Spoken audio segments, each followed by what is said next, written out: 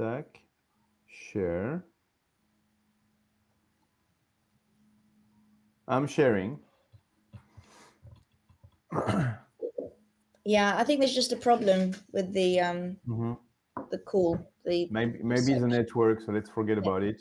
yeah, Uh, it's okay. Basically, what it is basically a documentation that explains the need of the client. Can We you share want, eventually exactly what is the phrases, not the content, but the phrases? What is kind of the structure of it? I can share, what I can share is the table of content, yes. Let me see. And also, how is it generated? Who generates it? Is it the client? Yes. Yeah. Basically, it's the client, the people who have the need, let's say the direction of marketing. They make some meetings with procurement. They say, we want this, and that in a software for this, and this reason. And we think the budget, this is our budget. Procurement is doing a document and is doing a process to send this to different companies who are going to compete based on the content of this document. And this document is called RFP. It's basically the technical functional specifications of the need of the client.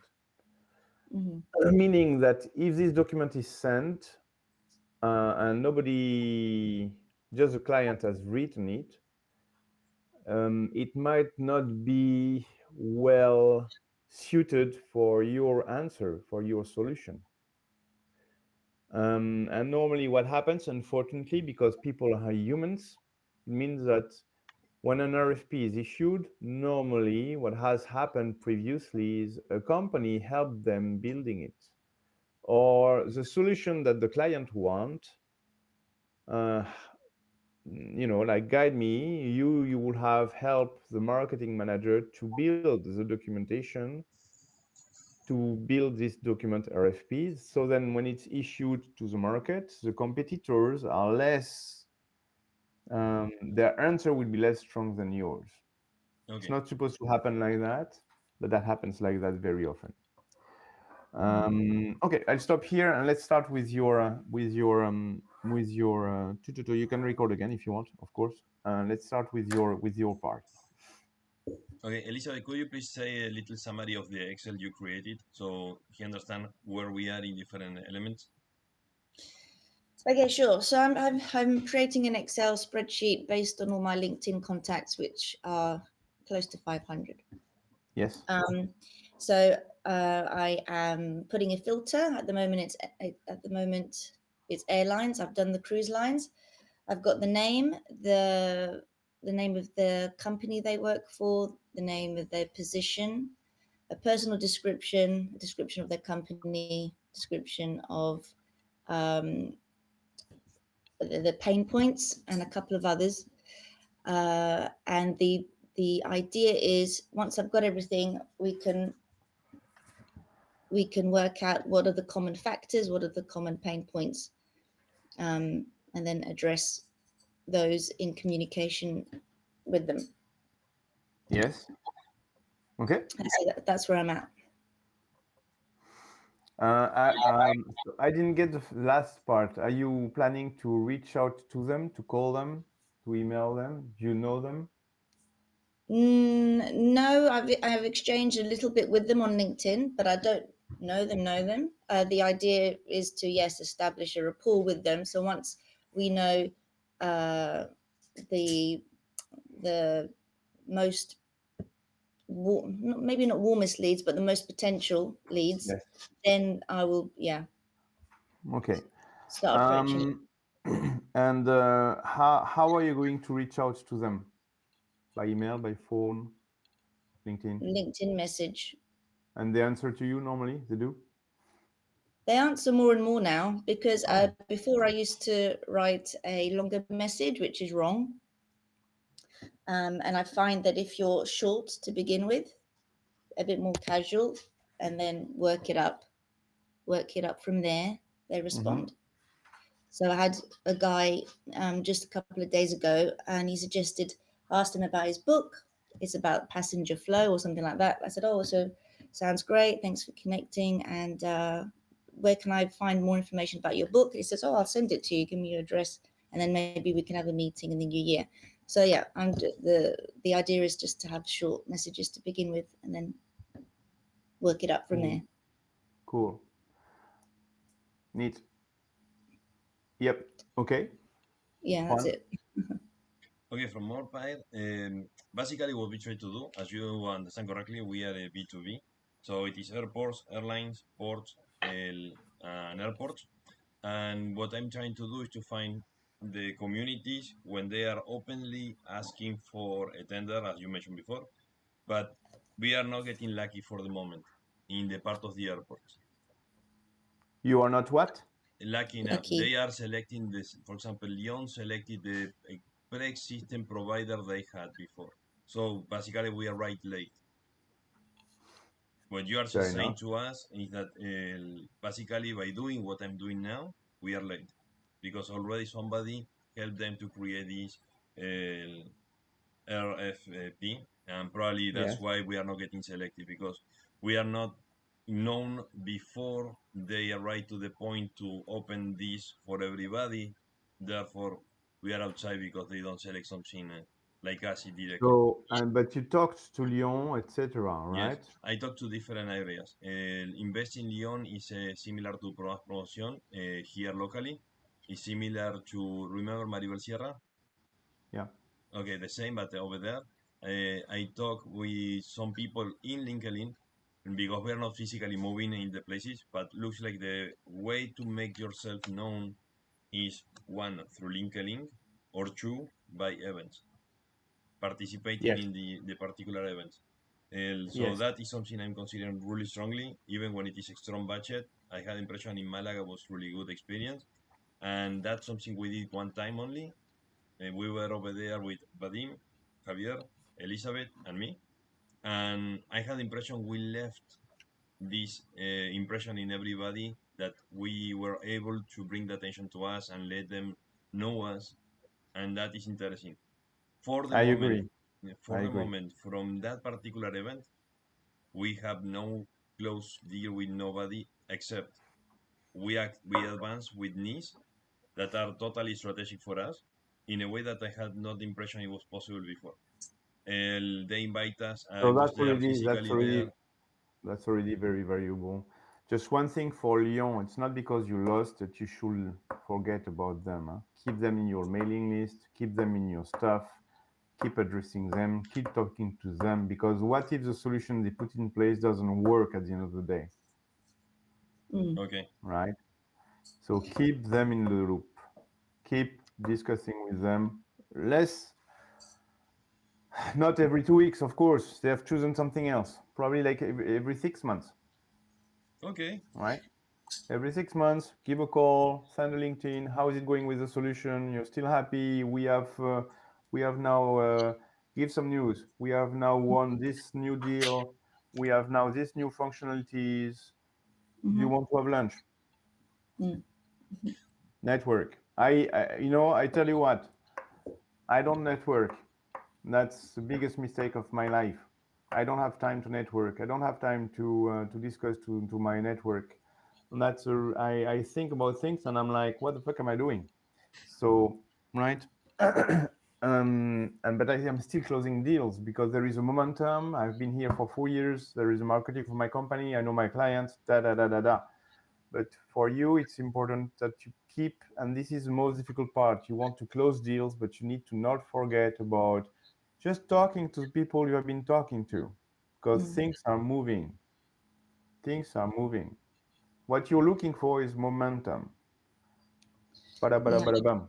Mm-hmm. So you keep pushing slowly. You don't have, it's like a big rock. A big rock, if you just do, that doesn't work. You need to keep pushing, right? So that's a difficult part. Okay. It's a very difficult part. So you recommend that That's why there is marketing on one side and sales on the other side. Marketing, keep pushing. Mm. Yes, Juan. Sorry. Okay, so what you're saying is that we should have a way to keep them into Informed. we are still here.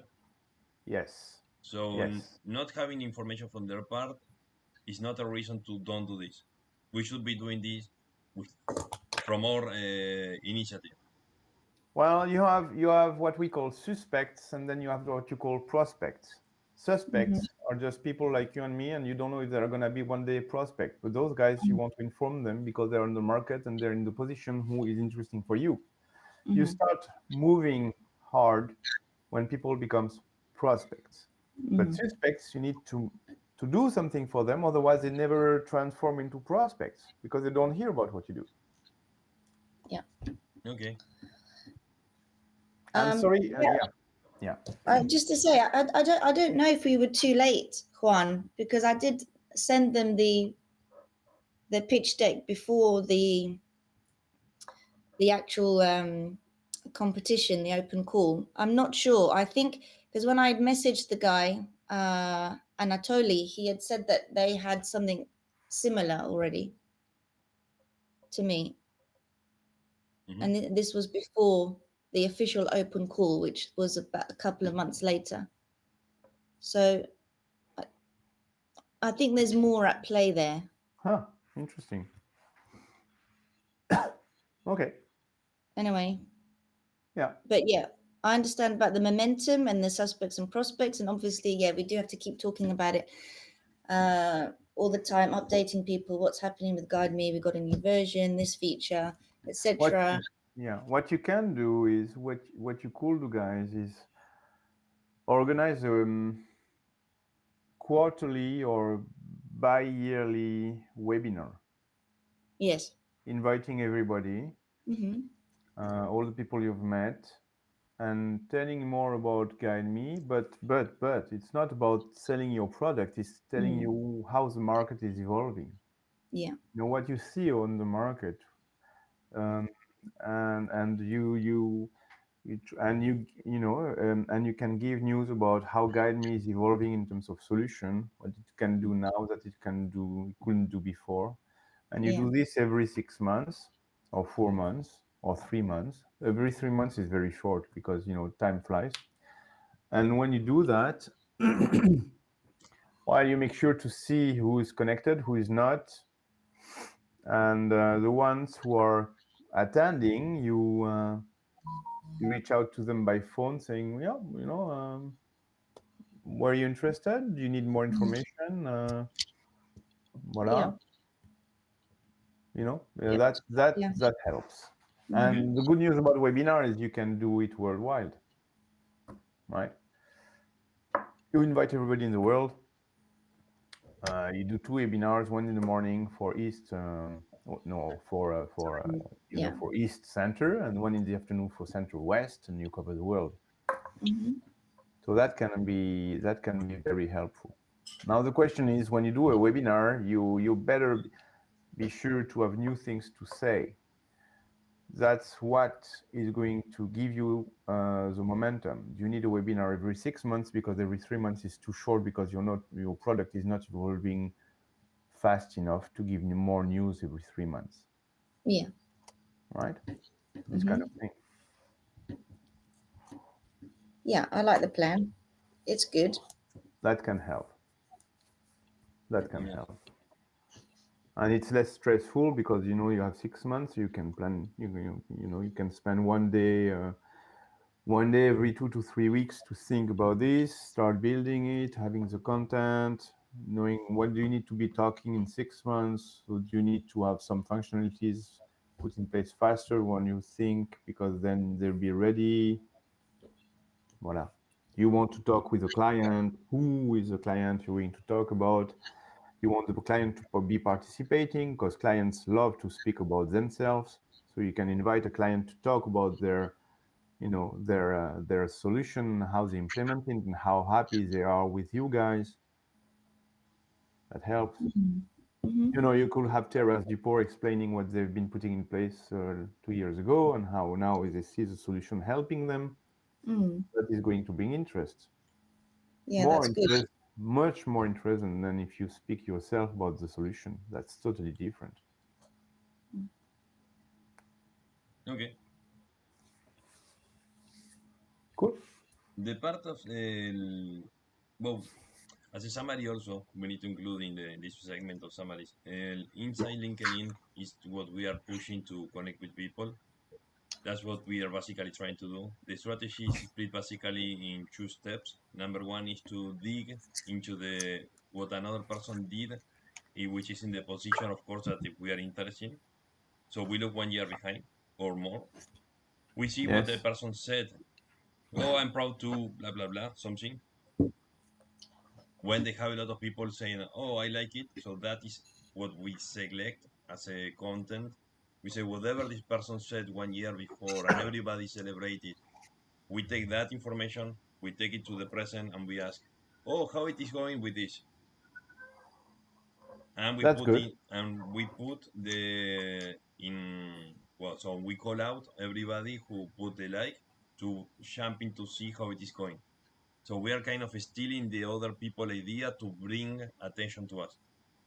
So we can Fair enough. redirect the As attention. long, yeah, fair enough. Yeah. And the second is to say, to take that concept and ask to everybody we would like to speak, but they are not speaking to us at the moment, and say how this idea could be implemented or not in this ecosystem. Just a query so people can interact saying, yes, could work, this idea could not work, so which is basically still the original idea from another place. We create the excuse to bring the people together. So the same people that digitally were agree with this idea to put in place. We ask for an update. So we bring attention to the person, like we publicly ask for information inside Hmm. the same community they have. And after we take that as a, like a secondary post apart, talking to the people we would like the person start giving attention to us. We say, oh, this is idea is coming from Tata, already was implemented, and we'd like to know what's going on. How could be implemented in these places? Good idea, bad idea, forget about this, something like this. Really kind of simple. Fair. That seems alright to me. That seems good to me. Okay, do you think we should continue with this kind of approach? I don't see any reason for stopping it. So Okay, yes, okay. I don't What? see any. I don't see any bad idea in what you've said. But again, I'm more a salesperson than a marketing person.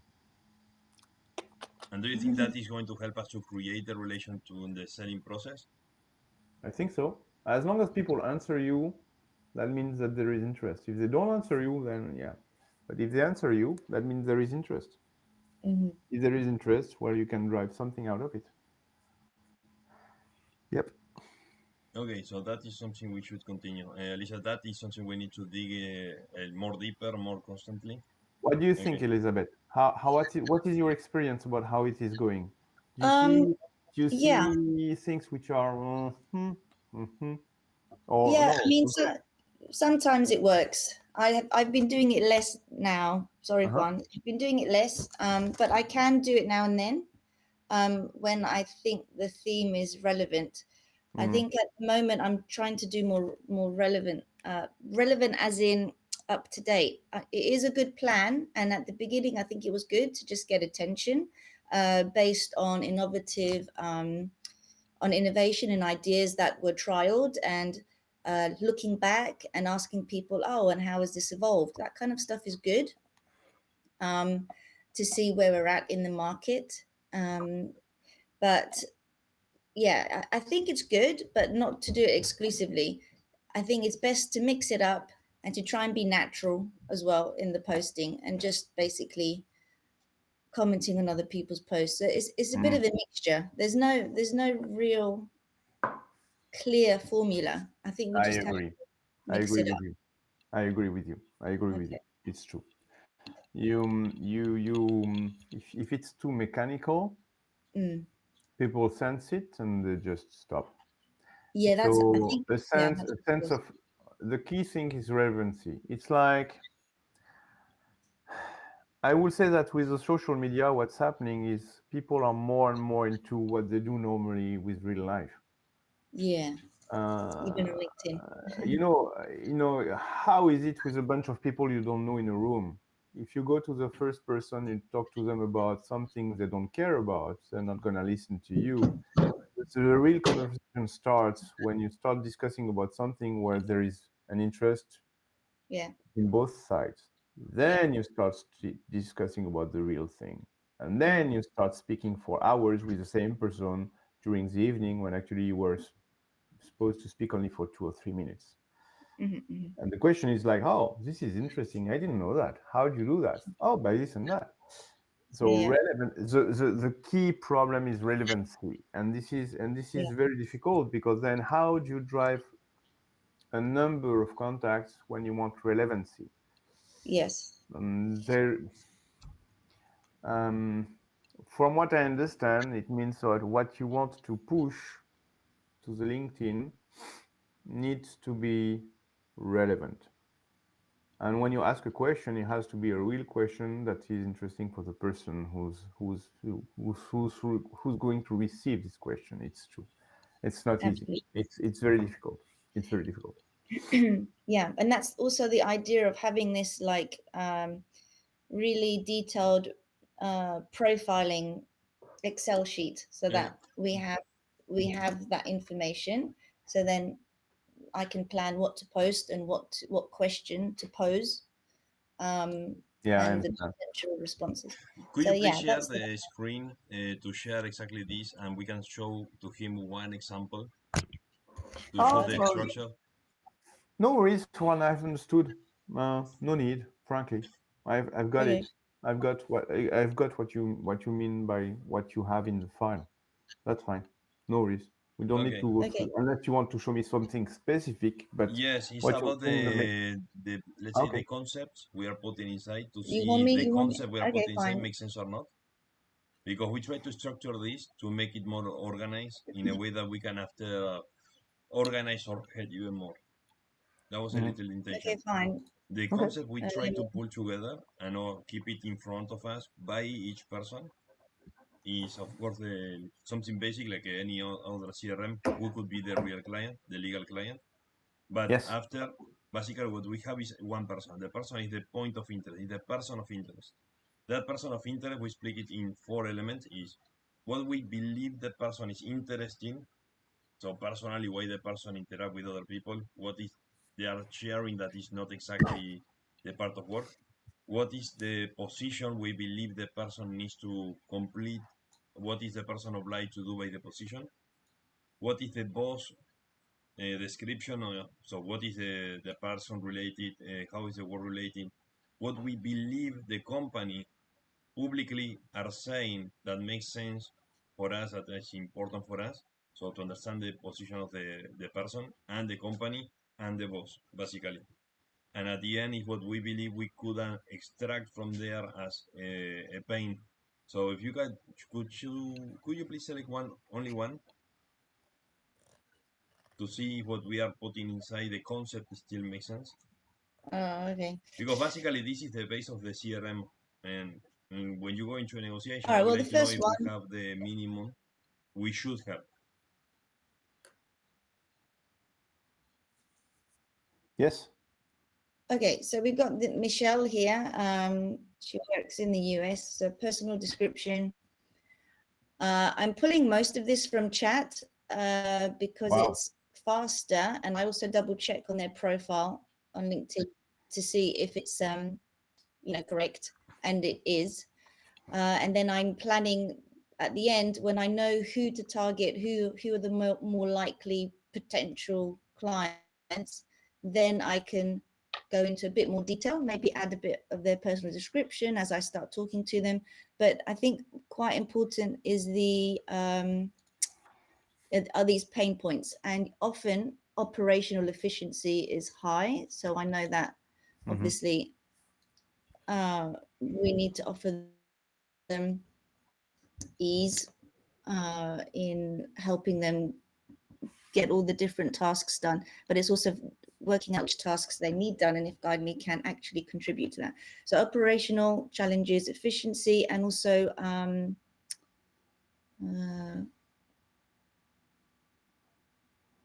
customer satisfaction. So operational efficiency, customer satisfaction, these are the main two pain points. Mhm. But the other thing is, I think it's quite standardized across different industries anyway. Those two challenges, but for us, it's obviously getting to specifics. What does that mean for port authorities And or that's great. That's someone great. who's Frankly, that's great to have that because that's still working through that? yeah, that's this is a lot of work. Yeah, Juan, this is definitely good because Yeah.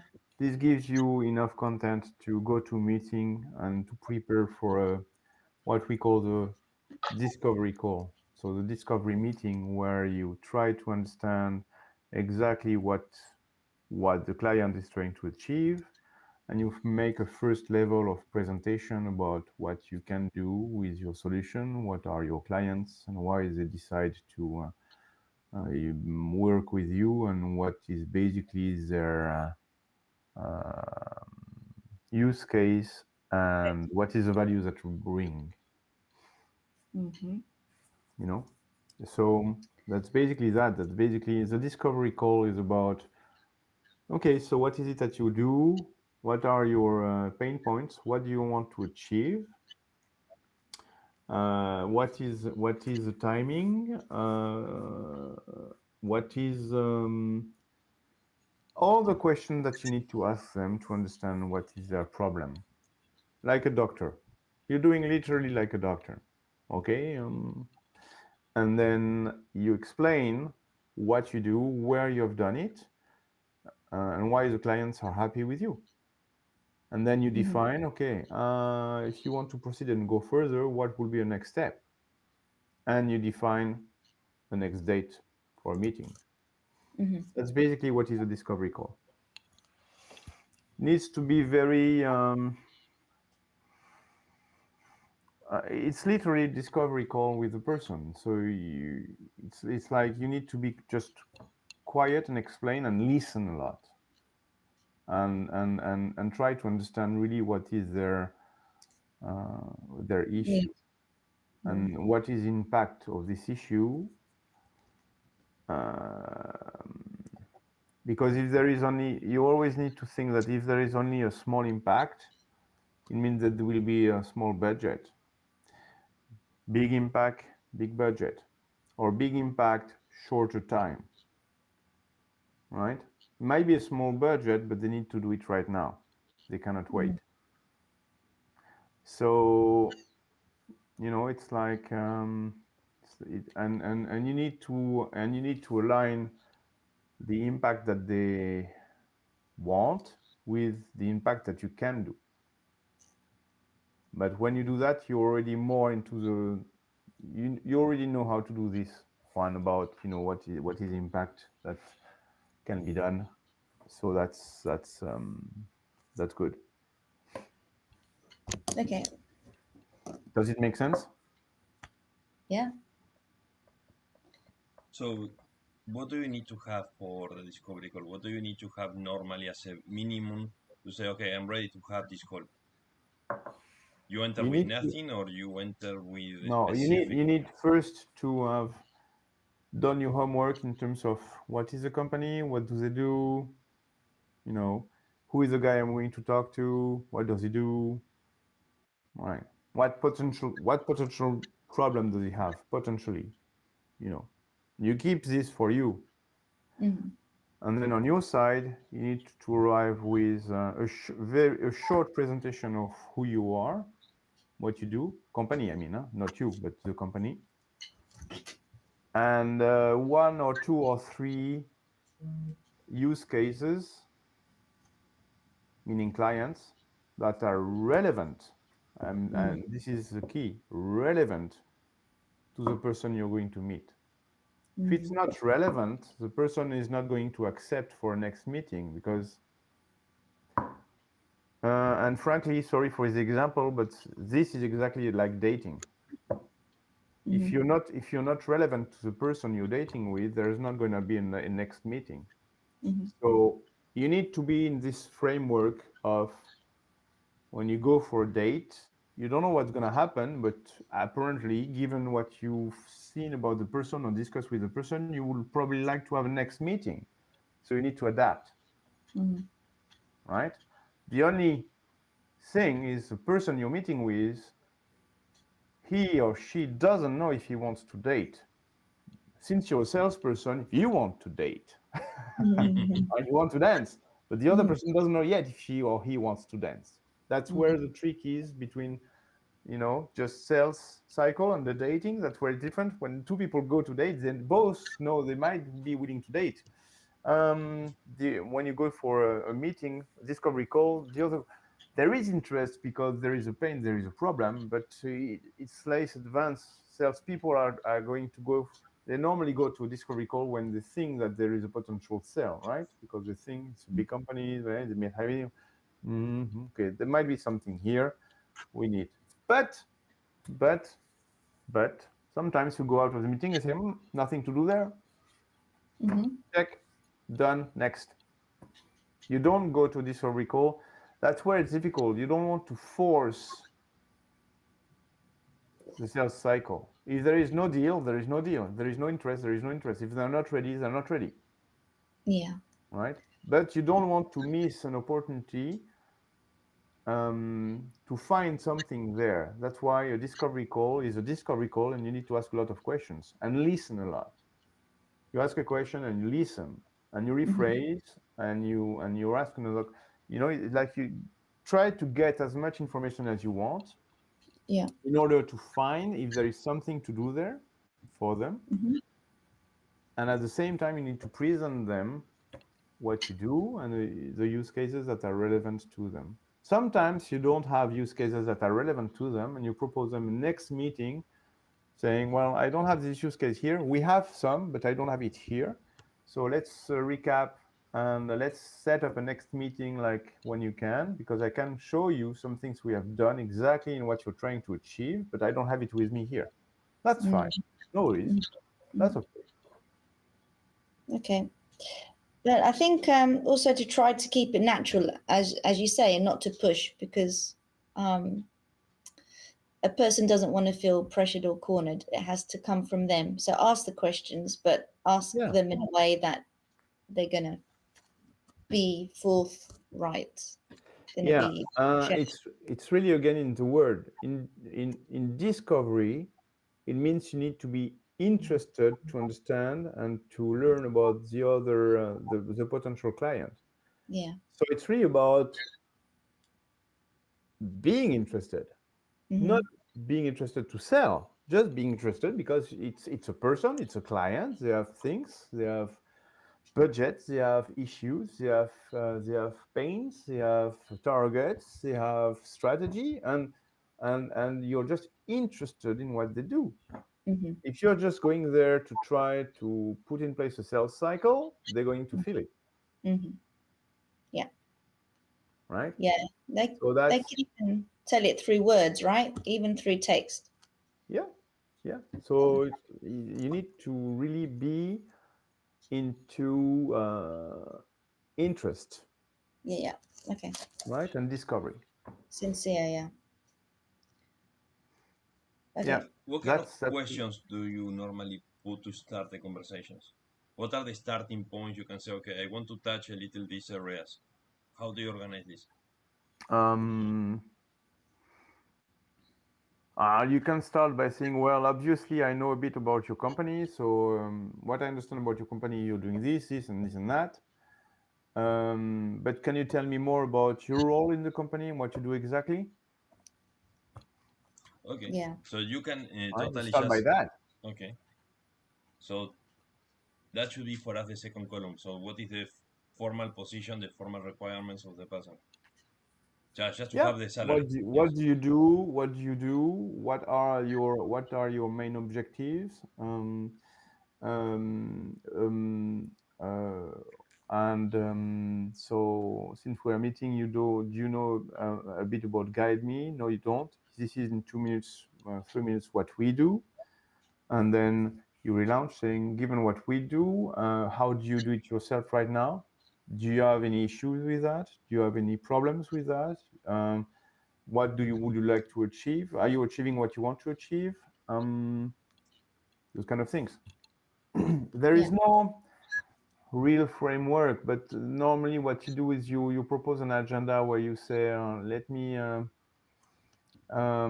It's difficult to arrive to a meeting for this discovery call when and just ask to the person to explain everything about them.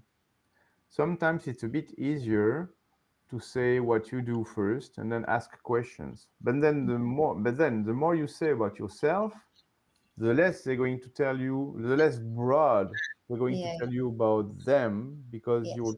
you're saying we are doing this, so they're going to talk about this. Mm. But that makes sense. Why do you want to talk about this if you don't cover it, right? So it's a mix, because sometimes it's interesting to have a broader perspective.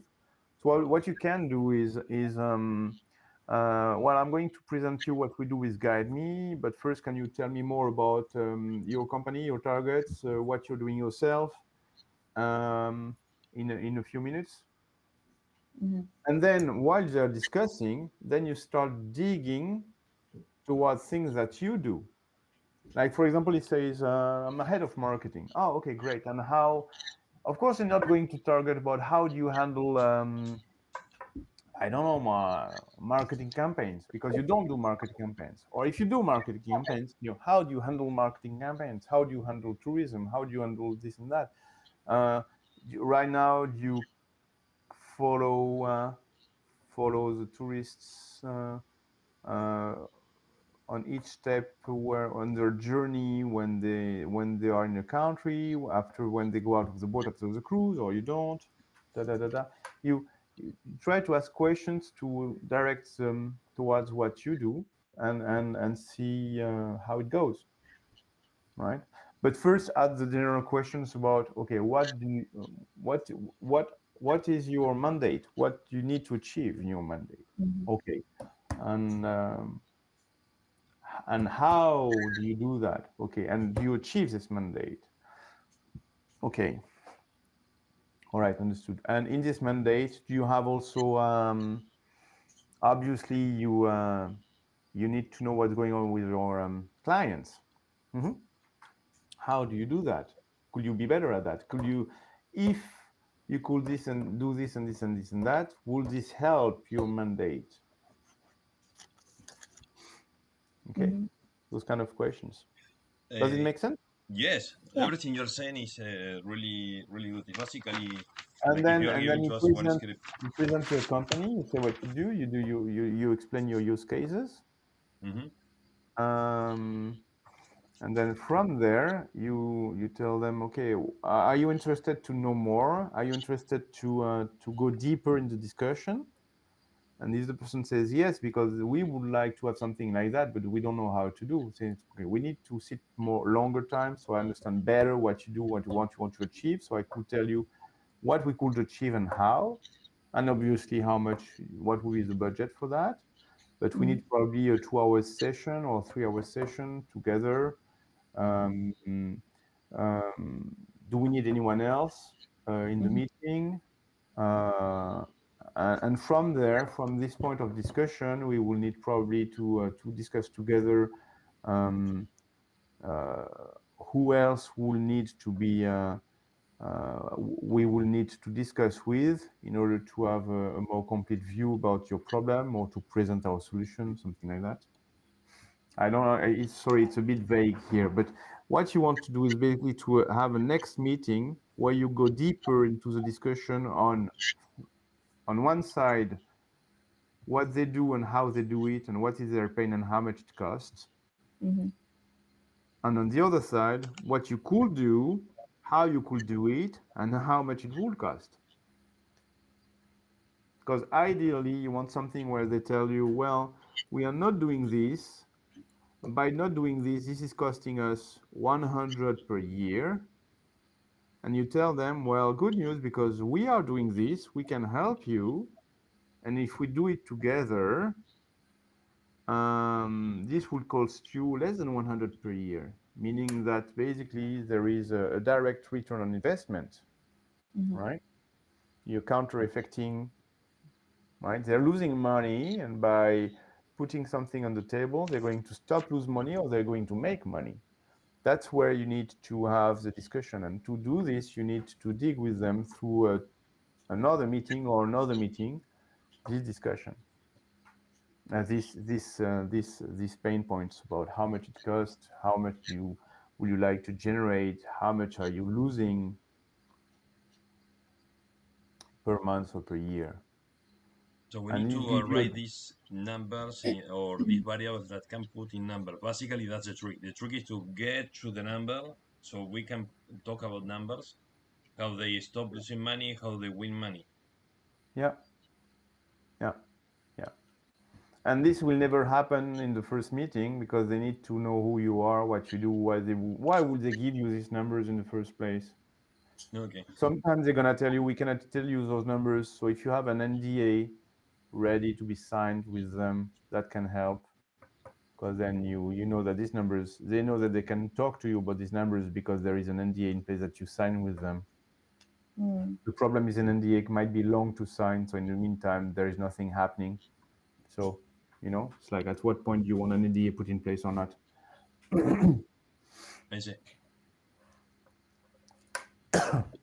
Okay. I have So, a sorry. question. No, not at all. So usually at the moment, we have a call with someone who's interested, like a discovery call. We introduce ourselves and they introduce their problem, and then at the end they say, "Okay, great. Could you send us some more information?" So we send them a pitch deck, and they No deal. often also want to see the app in action. Yeah. But do you think it would be more worthwhile if we say, well, how about we set up another meeting so that we can share the pitch deck and present it with you to you in real time? Do you think that Yes. might be better Yes. than? Yes. Okay, Or if you send a pitch deck, send a summary one, 2 or 3 yeah, slides maximum, not everything. 2, 3. And whenever I have a meeting with a client, I've started doing this after the COVID. I never, ever get out of a call without a next meeting setup. Mm, Please, can you open your schedule? Give me some dates. Let's sit together. Okay, let's recap. Let's recap in 2 weeks, 3 weeks, 3 months, whatever. And don't worry, if it's too early, we will postpone. That's fair. yeah, But let's put it in the calendar because people don't have time. Calendars get crazy, so let's yeah. do it right now. I Okay. do this on each and every meeting I have with my clients or prospects and with my team. When I have a meeting with my team, when I have my team having meeting without me, I tell them, whatever happens, good or bad, set up a next meeting. Don't leave the call without a next meeting in my calendar. Because what's happening is people don't come back. They don't have the time. Especially now that everything is virtual, they don't come Yeah, back. yeah. Or yeah, they come back in 6 months. Yes. And the momentum's gone, right? Totally. And you need to redo it. You Yeah, restart. yeah, So yeah, where we were at, you were saying last time, yeah. 6 months ago. So what are you doing again?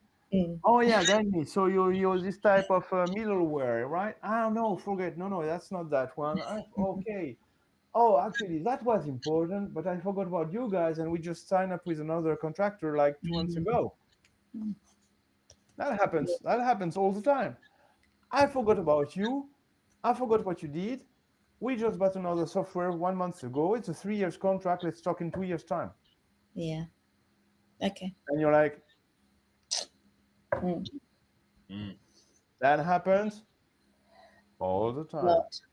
Wow. Okay. Okay, rule number one, keep it warm, keep it in touch, keep it Keep in it the loop, warm. keep Keep it it in. warm. Keep it warm, but cool. Yeah. Play it cool, keep it warm. Play it Okay. cool, but Yeah. keep it warm. It's like, Mhm. hey, you know what? It's emails da. Let's talk a month's time. Let's talk just before Christmas. Just a catch up call. Where you at? Where we at? Da da. Okay. 30 minutes. Fair enough. Sometimes I put a meeting in place. It's 15 minutes. 15 Enough. minutes. Where are you at? What do you do? Da da. What's going on? Is it the right time to talk? Not now? Fair enough. We spent 5 minutes. Let's recap in 1 month. Thanks a lot. Oh, by the way, there is an event. I'm in Paris next month, this date and this date. Can we have a coffee? Yeah, cool. Thanks. No, fair enough. I'm giving you back 10 minutes of your time. See, we spent only 5 minutes. Fair enough. Yeah, thanks. Cool. You're not pushing, you're being cool, but you keep the track, and the person is gonna like that. He's saying, "Oh, okay, he's not pushing. He just want to keep, fair enough. Okay. You know what? Yeah, cool. He's giving me 5 minutes. He doesn't spend time to. Oh, And by the way, you know what does my software? If you can sign, I told you I don't even know if I'm going to be in the company in 6 months from now, and you're telling me you can sell me something. Yeah. Oh, you don't know if you're gonna be in the company 6 months from now. Yeah, that sucks. Uh, let's talk next month. I'm giving you back. Fair enough. Let's talk next month and in 2 months' time when you have more about when you know more what's going on and how it's gonna happen. Fair enough. Yeah. By the way, do you know someone else? Hola. Do you know Oh, someone else What are you doing? I can? Do you know someone else I can talk to in your company about this issue or that issue, or that's really on your side? Oh, it's really me. Okay. Okay. Fair enough. Right. So when is a good date for you? This date? This time? Yeah. Don't worry if it's if it's like we catch up. If it's too early, we reset another meeting and we go from there. yeah. Okay. Yeah, sounds good. Oh, by the way, if I cannot reach out to you by email, whatever, do you have a mobile number? No, I don't share it with you. Fair. Okay. Yeah. Okay. Give it to you. Don't use it. One of the exec of Societe Generale told me, okay, I give you my number, but don't share it because frankly, this number is used only by my daughter and my mom. So if you send me Oh, something there, it better be important. Say, yeah, fair enough. I never call him on it. Never. If I call him, it means we need to talk now. You know? So but the next meeting thing is important. yeah. Is really like, if you let go, If you it's let go. gonna Yeah. take weeks, months more than weeks. Not to say Yeah. years, Yeah. sometimes years. No. Oh dear. So yeah, next. When do we talk? Okay, important. Okay. So you structure Yeah, the right. 15 minutes call basically in what are you at, next meeting, so when is going to be the next one, and potential coffee in more casual outside the office, let's No, say. no, no, no, no, no, no, no, no. I'm Ah, structuring this on whatever is important for him or her and me. There is no agenda. okay, 15 minutes is no agenda. Well, no, no, no, no, no. There is an agenda, but I cannot tell you what it is. The agenda is going to come up when you have this call. You will know what you want to talk about and what you want to know about the person or the company and what it is. Globally speaking, is like, okay, how is your project going on? Are you now ready to have a demo from us? Yeah, cool. No, it's not mature enough. Okay, why is it not mature? What's going on? So it's like really getting news and giving news Yeah. and Okay. trying to see this person is becoming a prospect which is warmer, as we say. Okay, Okay. Yeah. So yeah, the difficult part is like there is no agenda, but it's like, and I'm sorry to use this again, um, but it's really like dating. I don't know what you think, Elizabeth, but there is a lot about this, right? It's like you're Yeah. you're trying to converge towards something with the person or the company. You're trying you're trying to so when you Yeah, call that's true. someone you have and you have dated, and the person tells you, well, you know what, right now I'm out of a relationship. uh, I'm not sure I want to date for now, but you really like the person. What are you gonna do? You're gonna say, okay, keep it cool, but keep it warm, right? It's like you're gonna say, okay, you know what? I give you some room, I give you some space. let's chat like in a month's time or 2 months, or it's Christmas soon. Let's get a coffee together before Christmas, just for the sake of chatting. Yeah. This is exactly the same thing. Exactly the same thing. Just your target is to make a deal. Yeah, no, totally.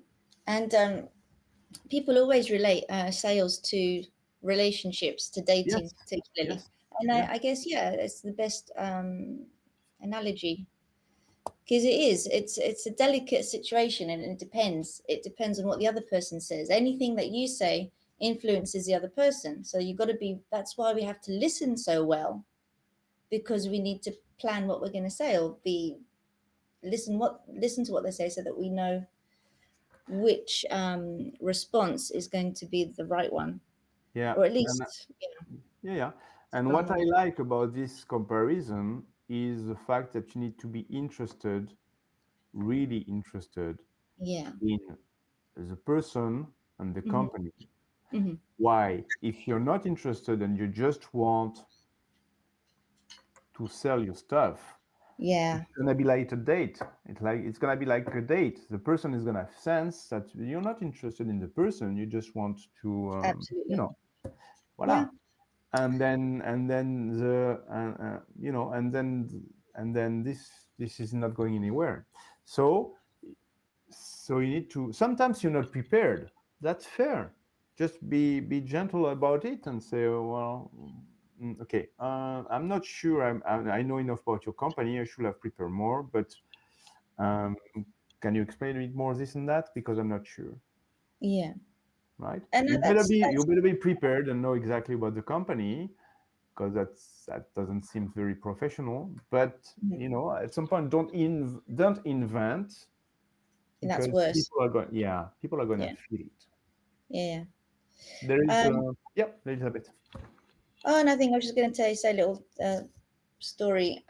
So yeah, I'm trying to find a personal interest of the people. So I interacted with a guy. He's in the airline business, CEO or something like that. Hi. And I saw that in his profile, on his bio, he does all this stuff like acting and music and all this kind of stuff. And because I used to play the piano, I messaged him to say, thank you for joining my network, blah, blah, blah. And I look forward to learning more about what you do. And also, um, what kind of music do you compose? And then he messaged back and said, oh, yeah, it's great to be connected. I will do this. I will share a picture of my workspace. And so he posts a photo of his keyboard setup. So there's a connection there, because I reached out to the person he is and not what he does in his day to So, day. so that works, and that's Yes. cool. Just one rule: don't lie. Well, If no. you're not, Right. if you're not interested in what the person does, don't say, "Oh, that's so cool. I'm so interested. Can you tell me more?" Because Yeah. people sense it. Or in the long run, not in the short, people remember. So Mm, in the middle term, long term, they're gonna sense that, hey, you asked this, but actually it was just for an introduction, so I just shut you down. mm, That's very sensitive. If you're interested into that, yes, I can give you an example. Just an exec of this client of mine mm, is passionate about car. I've mm, never been passionate about car, but at some point, if I can buy myself a sport car, that would be fun. mm, So I told him right that. I told you, you know what? I have to tell you, Julio. I've never been interested into sports car, but at some point, one day when you have time, let's discuss this. How you did to buy the guy bought a Ferrari twice, mm. Twice. but he's not rich. Mm, He's not. So I'm like, how can he do that? So I told him, I'd be very interested to know how you achieved to buy a Ferrari and then another one, because yeah. at some point I would love to do the same thing just for fun. And the Mm, guy loved it because, yeah, I'm not into cars, but just the journey of succeeding to buy a Ferrari for fun is like, hey, you know what? I like that, yeah, that's cool.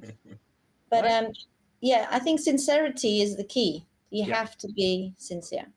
yeah. Or if you lie, you'd better remember about it and be consistent. Sincerity, more important than sincerity is consistency. You need to be consistent. That's a key thing. But You should lying is say, too hard. yeah, yeah, yeah, yeah. That's Yeah. the thing. Yeah. You Okay. cannot be lying and be consistent unless you have only one client. But even Yeah. if you have only 5 clients, you're not going to be succeeding to be lying to them and be consistent in the long run for several years. That's not true. They're gonna see that. They're gonna You'll slip sense up it. eventually. And when you have, it's like the kids, yeah. When you have the sticker liar on your forehead, you're Yeah. done. Yeah. You're done. True. Yeah. I have a good story. We had an event in London. I invited 10 people, like my 4 clients, and there were 10 of them coming, 10 people coming. And we Yeah. have a coffee together at the pause between 2 sessions. And one of the guys, and I was just there, not they were talking together, and I was doing this for that so that they can interact. And one of the guy look at the people and tell them, you know what's good about Karim? And I'm like, fuck. And he says, he's not gonna sell you something if it's not good for you. That was good. That's what you want. Mm, mm, mm. What you want is this. You want Yeah. the client. You want to be trusted. You want the Yes. client to know that if you sell him something, it's because it's useful for him. And if Yeah. it's not useful for him, even if you can sell something, you will not. Yeah. If you cross the line, you're burnt. Yeah. You're Totally. like any other vendor. And we don't want to be like any other vendor. That's the whole point. That's why it takes time and it's difficult. Yeah. Because they need to learn about you and who you are and why they will trust you. Yeah. Okay. Yeah. That goes back to the use cases. Yes. In the meeting number 2 and 3 and 4 and 5, but you know how to do that, Fran, and that's very good. You need to build trust. Each meeting is not about is about converging toward the sales cycle, but more important, huh? Not less, not same, but more important is about building trust. Yeah. If you Okay. don't build trust, you will never sell. That's why it's more important. If you want to sell, the first level, the first mandatory piece is that they can trust you at each level, meaning technology, meaning everything that is important for them. Yeah. They need to know that they can trust you. Check, check, check. That's why you need consistency.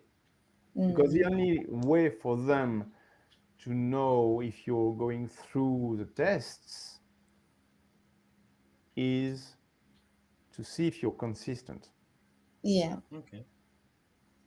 as we do with a relationship. If you start to have a new friend, and look our relationship, Juan. Look how you feel when I cancel a meeting at the last minute with Yeah. you. Ah. I did that so many times. I did that so many times that at the end you thought, yeah, he's telling me that we see each other next tomorrow, but I wait for a confirmation because he might just cancel at the last minute. And this has become your way of thinking about me. That that normally I don't come to meetings we have set up together, right? That's fair, and I admit this. Maybe this morning you were like, is he going to show up? you know And so, yeah, why? Because I'm a nice guy. I'm a friend. We do a lot of things together. Da da da da da. But still, you have this small voice saying, maybe he's not gonna show up because he did that so many times. Consistency. I've stopped being consistent in our meeting together, and it was so much that it was more consistent that I don't show up. So you think, yeah, That's the way he is. That's fine. No worries. He's a good guy. If I have a problem, I call him, he will come. But for regular meetings, he fucks it up all the time. So it's the way he is. Fair. Okay. The clients do that Yeah. because it's the only way for them to know. And by the way, I'm trying to change. So, but clients, it's the only way they can do. It's the only way. They don't know you. How are they going to know that they can buy from you? Yeah. All right. Yeah. Yeah. So you need this consistency. You need this consistency. Yep. All makes sense. Or if you're not consistent, be fair to tell the client, I'm sorry, I've not been consistent for this reason. This is not good. Let's redo this. Yeah. Just say it. Say it, admit it, so you can reset. If you don't reset, Yes. you're building up a story in the head of the client that is not the story you want them to have. Yeah. And there is a divergence that is going to increase. Mm-hmm, mm-hmm. Okay. Okay, that's basically what happened with the touristic office of Paris. Yep. At one point or the other, it might be a hassle as well. Huh? Nobody is perfect, and some people are just, hell to be handled. So that happens. And going back to the meetings, 2, 3, 4, etc., you're building confidence and trust uh, on each step. First, relationship, who we are, da da da. Second, understanding their need. Third, showing what you can do. Then showing the use cases that you have, so they can, oh, you can do that. Wow. Okay. All right. Fourth, setting up a meeting with a client of you so they can talk together to make sure that this is not bullshit, it's a true story. And each time the fact that you're taking their comments, their questions, their tap, normal. Yeah, okay, I understand. What they ask is normally reasonable. If they ask for something, is normally reasonable. Now, there are sometimes, especially towards the end of the process when they want to buy, they might ask things that are not reasonable. Like they want penalties, they want this and they want that, they want a fixed price. Then for this, you need to explain why it's not reasonable and why you cannot do it. And if you explain clearly and reasonably, they will understand. If they don't understand, well, there is no deal. So it's more towards the negotiation. And the more trust and the more consistency you have built throughout the process of converging, the easier it's going to be to negotiate things that you don't want. Because they know that you're reasonable, trustful, in a way smart in the way you handle the relationship and you handle the partnership you want to build with them. So that if you say no to something, it's because you have a real reason. You're not just saying no because you don't want this and that's it. You Yeah. say no because, well, that's not possible for this and that reason. And so the more trust you have built throughout the process, the more they will be able to understand that the negotiation needs to be like this and like that for you, and they will try to adapt because it's a secured and trustful environment that you have built around this process, this project throughout the weeks or the months of the discussion. That's what you want. You want to build trustful discussion, relationship, um, exchange, and then contract. Okay. Okay. Well, But this part, Juan, I think you do it already well. Otherwise, if we take Terrasse du Port, I didn't do everything there. You had your big part on it as well, and they wouldn't have signed if you had not proven that you were trustful and what you were saying that was making sense and could bring value. I was just making it easier, um, but you had already all the different um, things, necessary things to make it happen? Personally, I'm always running in fear, having the impression I don't have those things that you are mentioning. I still have this fear, and that's why I try to all the time dig into internet for possible answers, blueprints, step by step, whatever manual I can get. This meeting with you, so we can get this kind of clarity because I believe I don't have this clarity. So even if I have it, it's not something I am sure I can replicate. Yeah, of course, but then you need to be gentle with yourself and admit that it's a learning process. And again, that it's not like building a bridge, and that sometimes you run into people who are just difficult to handle with. Sometimes there are sales processes that are going well and then they stop because the budget is not there, because the company is not doing well. Sometimes a competitor is doing a better job than you. Sometimes the person you're talking to has already been dealing with a competitor for the past month and he's not interested in knowing to you.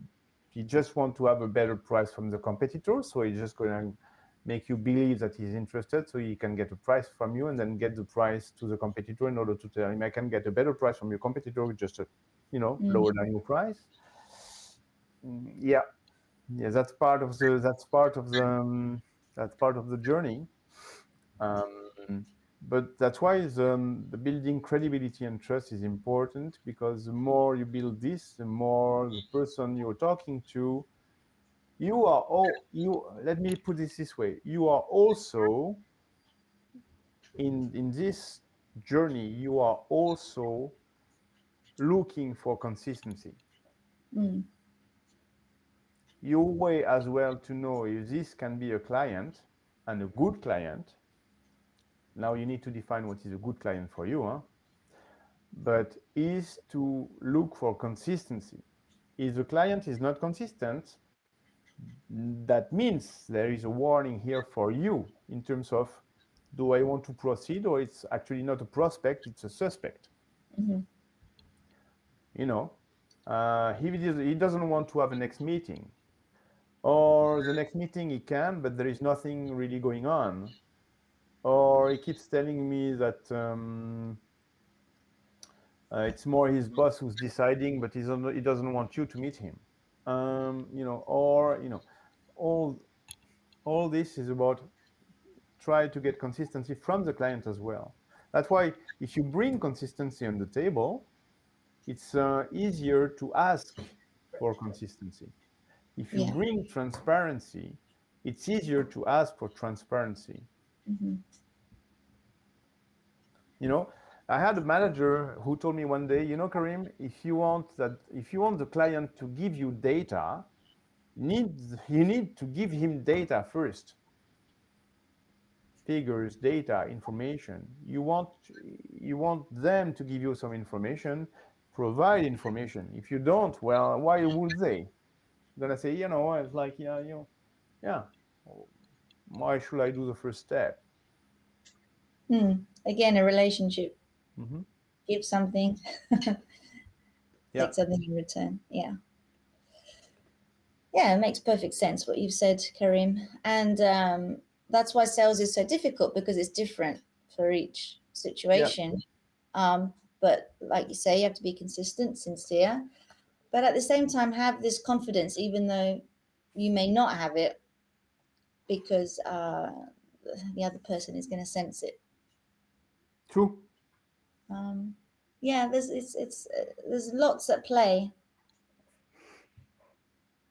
Yeah, yeah. That's And but there's no. the confidence you can have it because you already have a solution, and you already have some clients, Mm, so you have something. It's not yeah. like you're trying to sell something. No, you have something. You have clients who are happy. You have clients who use your solution big time. You have numbers. Hmm. You go to meetings and people want to talk to you. Hmm. Um, Yeah. so you have this. Maybe we are not So, as bad as we think we are.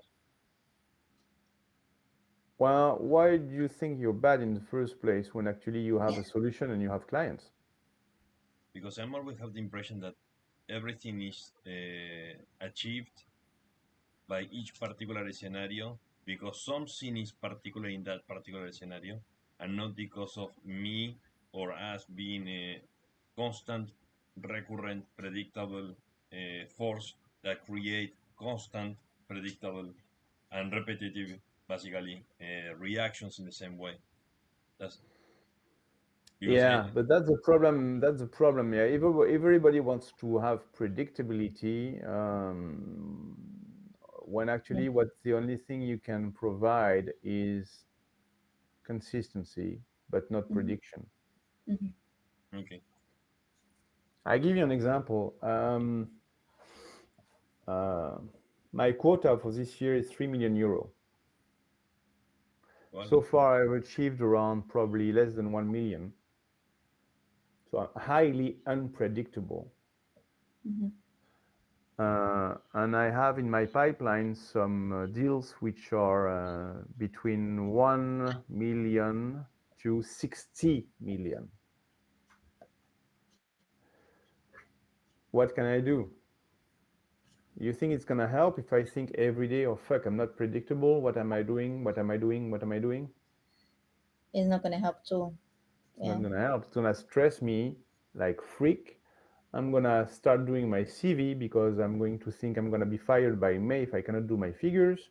So I'm gonna run like a chicken to look for another job instead of just thinking, okay, you know what? Let's do our best. Consistency. I've done so far well. Why on hell will this stop? Yeah. So predictability is hell, okay. frankly. Yeah. Of course, you want to be knowing where you're going, but you know, until what stage? Until what stage? It's difficult. It is very difficult. What you can do is maximize your chances, right? And to maximize your chances, you need to try to be consistent in what you do. This you can do. This you can do. And you're already doing it well, I think.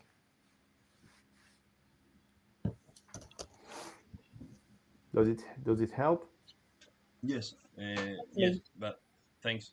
I would like if it is possible to jump now into the possible discovery meeting we may have with the port, the ferry one and the ferry number two. They are different, but I would like to put you first in context.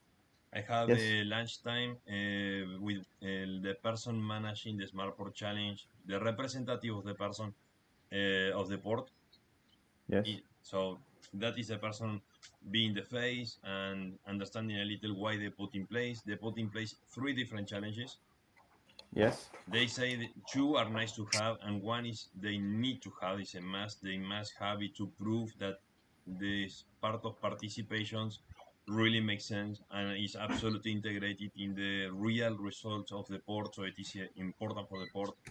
What it Yes. is in stake for him is a little his ego because he said he was working in this position for a long time, and what his interest is to make the people to look at him like, okay, what he's doing is really relevant for the port. It's not just a nice to have the smart port challenge, but to belong in this create soft stuff and real tangible operational efficiency.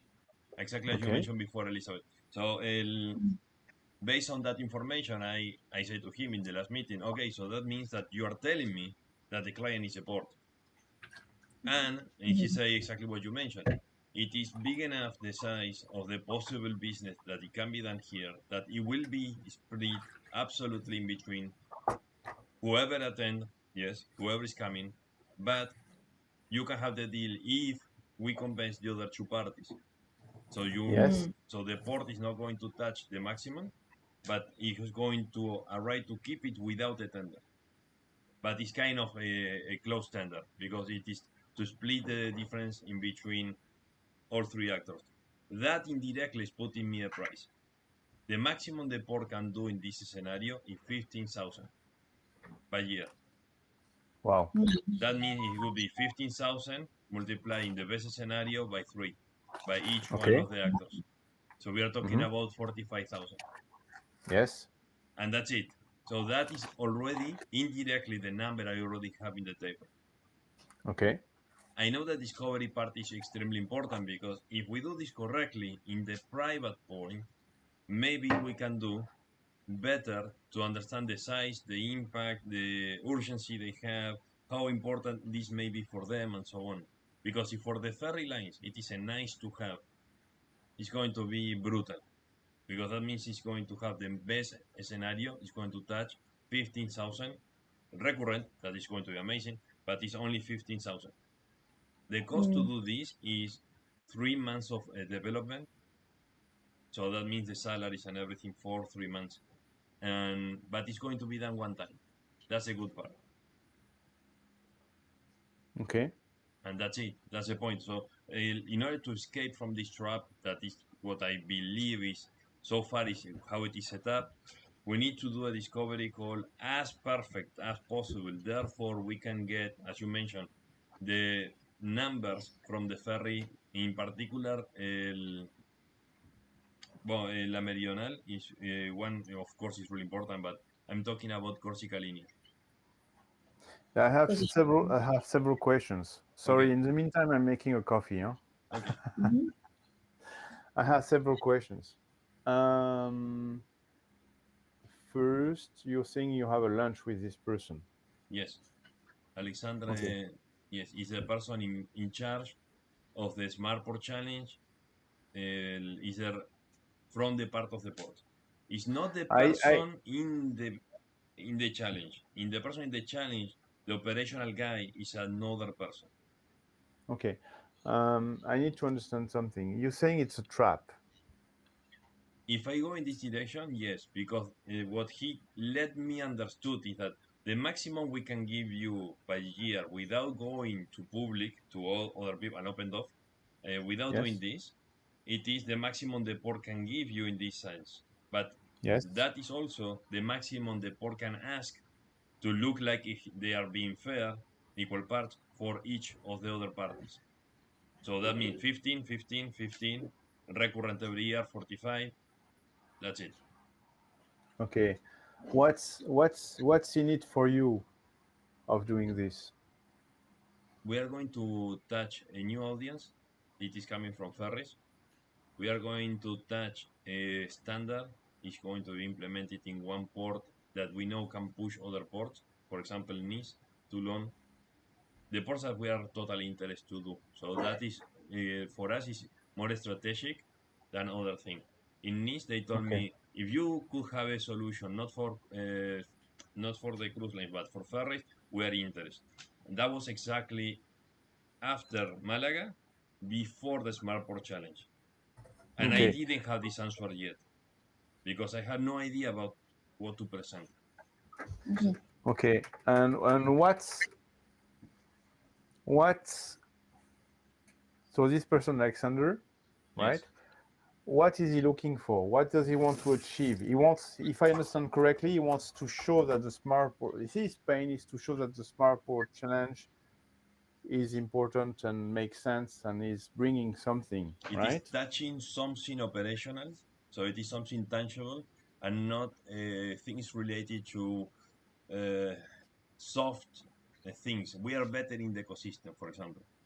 We So have he better has, relations. but does he has interest in you winning this thing? Yes, yes. He did a video. I'm going to tell you everything he did for us. No, At no, the just very one thing. yes, he have yes. Okay. Um, so I'm sorry to come back to this. Is if he has interest for you to win this thing, why is this a trap? Because you're not earning a lot. Exactly, it's not enough according to what I believe it could be done. Because I believe the discovery Okay. part is everybody avoid it. And as I told you the last time we had the coffee, I had the impression that it is more about a huge amount of money is going to be saved. Okay, I get And it. I had the So impression we are yes. totally missing the money here. So and what is the purpose of this lunch you're having with him? What does he have in mind? What I proposed to him when we had the lunch, it was a few days before. I asked him just to have a moment to ask some questions about the Smartport challenge, and that's all. When he go into the meeting, I say I have three things for him. One is that I spoke with the president, and he says he's okay to sign a letter of soutenir of support. Yes. And so I already prepare, and I give it to him and say, okay, this is in bad French. I hope you can help me to do this better, so we can arrive to have a contract at the end. I say, yes, Okay. So understandable. You one. ask permission, everybody's okay. So he will help me Okay. to change a little the letter to make it more professional and so on, with the Fair enough. orientation to have a contract. The second is I ask him to help me to have the meeting one by one with the operational person from the port, the other one from the Corsica Linea, and the other one with La Meridional. And he said yes, he will set up the meetings as of a formal part of the Smart Port Challenge.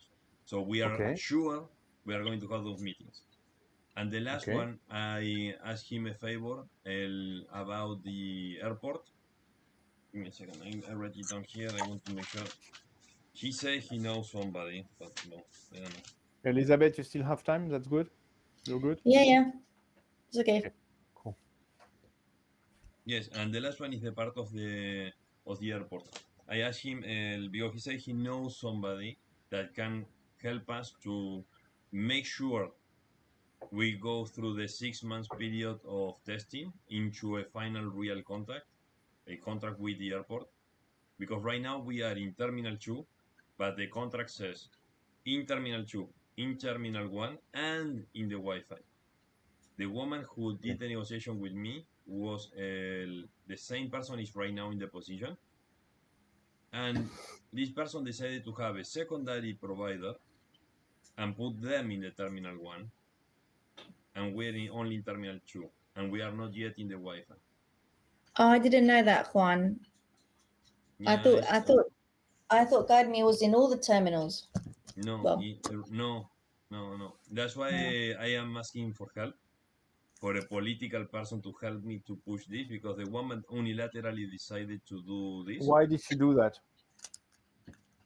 Because she said it was in change, in managed by, it was in change, the part of the airport, it was changing. Physically, they have a lot of work. They was changing everything. They changed all the señaletic. And when they put the señaletic, magically, there was no more guide me. It was the other way. And they say, no, Oh, because I need to have a secondary to see how it is going, because I they don't have a think around. 3D more beautiful, blah, blah. I say, oh, too many, blah, blah, blah. So they put another solution, you mean? They put a parallel, different solution. Yes, it's not the same. It's not the same at Is all, but it is a map. It is internal coming and going. Yes. Let me guess. This is a parallel solution is done internally? No. No. Huh. so I mean, who it's are good. they, Juan? Who I are will. they? I will give you the information later. I don't remember now at the top of my head But because I it's was. like another, it's not like another company? Yes, but the company Oh, came from I don't know where. Literally, totally from nowhere appear. That would be interesting to know more about this company and see if it's not by chance from an acquaintance who they asked to develop this because it's, hey, there is a good deal here, let's do it ourselves. That mm. might be this. But Yes, but okay. we have a signed a contract. So what you do in these scenarios? And this is a woman from the airport I met, right? Yes. Same one, the one Yes. who hasn't been inconsistent. Exactly. Uh, yeah. Can you have access to her bus? No. That's why You I'm need asking. to. That's why I'm asking this political favor. So the president, literally of the Chamber of Commerce, is also in the conseil inside the airport. You're doing the right thing. Go Okay. to this, but at some point you need also to talk to procurement. You need Mm. to call procurement saying, "Well, I have a problem. I'm providing you a solution. You guys are paying for it, but it's not being implemented. I don't want this to happen. You're paying me for something that is not used. Mm. This is a dangerous game, but at some point you need to be a partner. As a partner, you cannot let a client use your solution, pay for a solution if you don't use they don't use it. You need to let know the people what's going on at some point, one way or the other. It's difficult, it's very tricky, but you can talk to procurement saying, I have a problem, we have a contract in place, and we were removed from the panels, so you cannot really use the solution. I'm a bit, I don't even know if I can tell you that, but what do we do here? Mm. Yeah, and of course, different flights fly into Terminal 1 and Terminal 2, so it affects Guide Me, I think, and it's unfair to do that. Yeah. Absolutely. So yeah, you need, and going to the president will make sense. Yeah, you're right. But going Oh. back to the lunch you're gonna have, No, you want to I use. already had this lunch Oh, okay. a few days before. I already did this one. That's why I'm telling you what I asked directly. The person said yes to every So single one that's of them. good. But what about the discovery you were saying? Yeah, okay. He will help me to create the meeting with the operational person from the port to do the discovery. So he told me Okay. the tips, but he said he's not managing in particular this challenge. He's managing the relation in general. So he's not inside what it is really happening. He have no Yeah. idea. He said he only makes sure that the port participate in these events. That's all. Yeah. So okay, so you're gonna have this call with this person. He might not know what you do, or she might not know what you do. So make sure that you have at least 1 hour, if possible 90 minutes. So you can spend like a few minutes explaining why this meeting happens. Okay, 90 You minutes. know who you are, da da da, what you've done, da da da, like, and then you explain why you're having this meeting. You want to understand more about the operational parts and how this is working and how you can help them, right? So a discovery meeting is basically you need to know you need to know what you need as information. Okay, you need to know what are the question you want to ask. But the difference is you want to dig in the questions up to the point where you get to the money. So is if the question is I don't know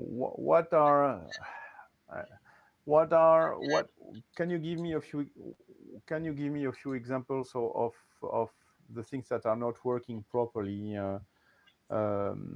in the management of the people in the airport. He can tell you, well, for example, what's not working properly is the transit. Okay, what do you mean exactly? Well, people are spending too much time in the transit. And then you start digging exactly, is this everywhere, or is this at some point, or you don't know, or it's exactly at this point that they're spending too much time, and you don't know why. No, we don't know why, but they spend. And then you try to think, what? So what? Why do you know that? What is the impact of not? Why is this a problem? Because they're spending too much time in the transit. Okay, why is this a problem? It is a problem because then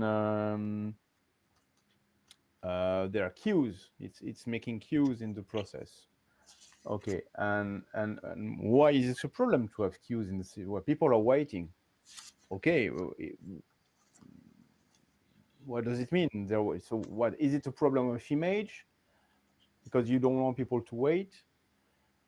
Is it a problem of what is the impact? So the question you want at the end of the day, the real answer that you want is what is the impact of this problem? What is the impact money wise? So it can be image. If the image is bad, people are going to transit to another airport, so less people, so it means that there are less money and da. So you need to go to the impact, and to get to the impact, you need to ask really go into the questions. Do you know how many people are not transiting fast enough? What do you know how much this costs per?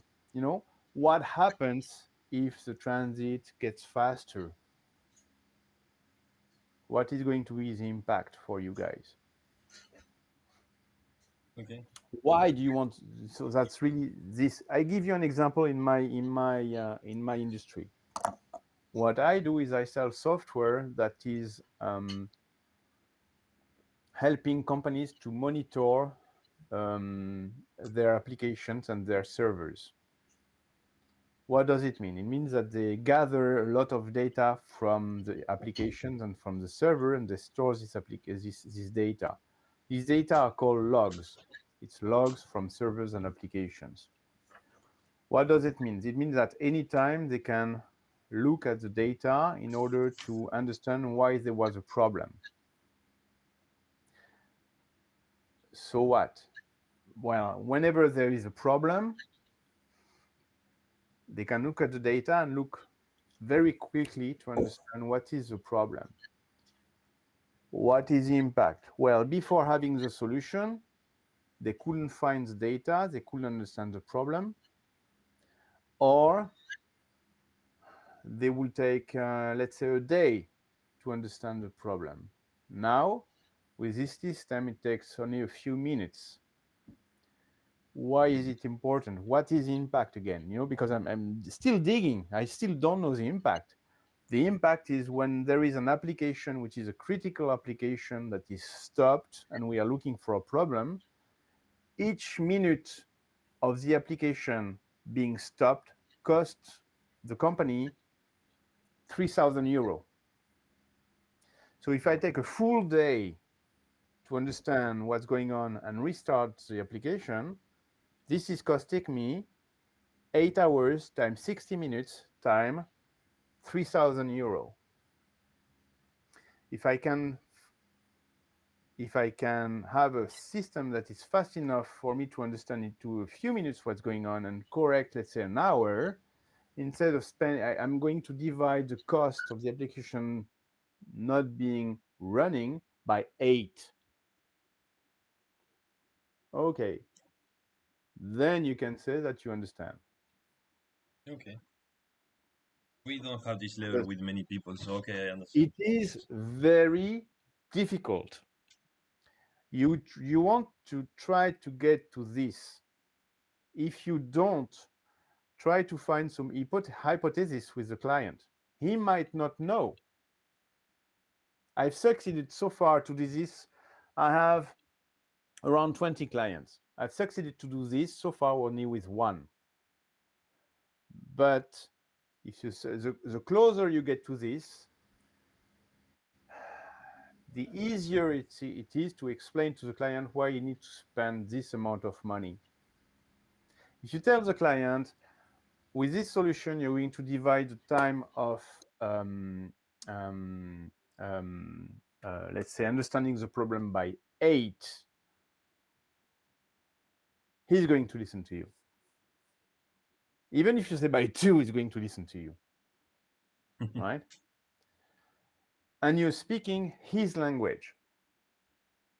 You're speaking his words, his vocabulary. It means you're getting trust because you're understanding what he's talking about. You're explaining how you can help. There is a cost, but he's going to gain much more. He's going to save much more, right? This is called value selling. You sell value. You don't sell cost. You're not selling a chair. That's why everybody, they try to sell you. You look at the advertising on TV. There is one I heard lately. It's like, you're not doing this, you're doing that. You're not doing this, you're doing that. It's like, you're not doing. I want to find you. You're not buying. Yeah, you're not buying a ticket. You're not buying a train ticket. You're experiencing Europe. What is it? Transaction versus value. How much are you willing to spend to buy a ticket? As less as possible. How much are you willing to spend to experience Europe? Well, much more. Much more. You want to experience Europe, right? That's exactly the same thing. But be careful, it's not bullshit. It is not bullshit. It is going, well, in terms of marketing, this what I told you about Europe is total bullshit.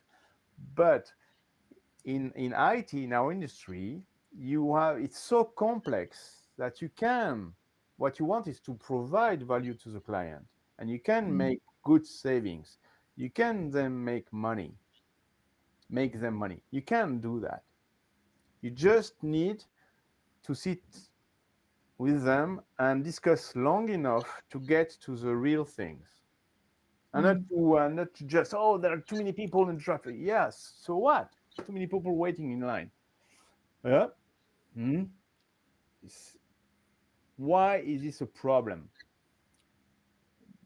Really, deeply. And sometimes you'll find out that, well, that's not really a real problem. Okay, next. Fair enough. That's why it's a difficult thing, and that's why you need to be interested Yeah. about what you're discussing with the client, about what he wants, about the strategy, what their target, etc.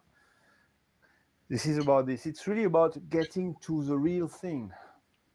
Um, um, I don't have any other example in mind, but what I told you about my clients is really this. It's like, at the end of the day, if an application is critical and it stops, it costs us like several thousand euro per minute.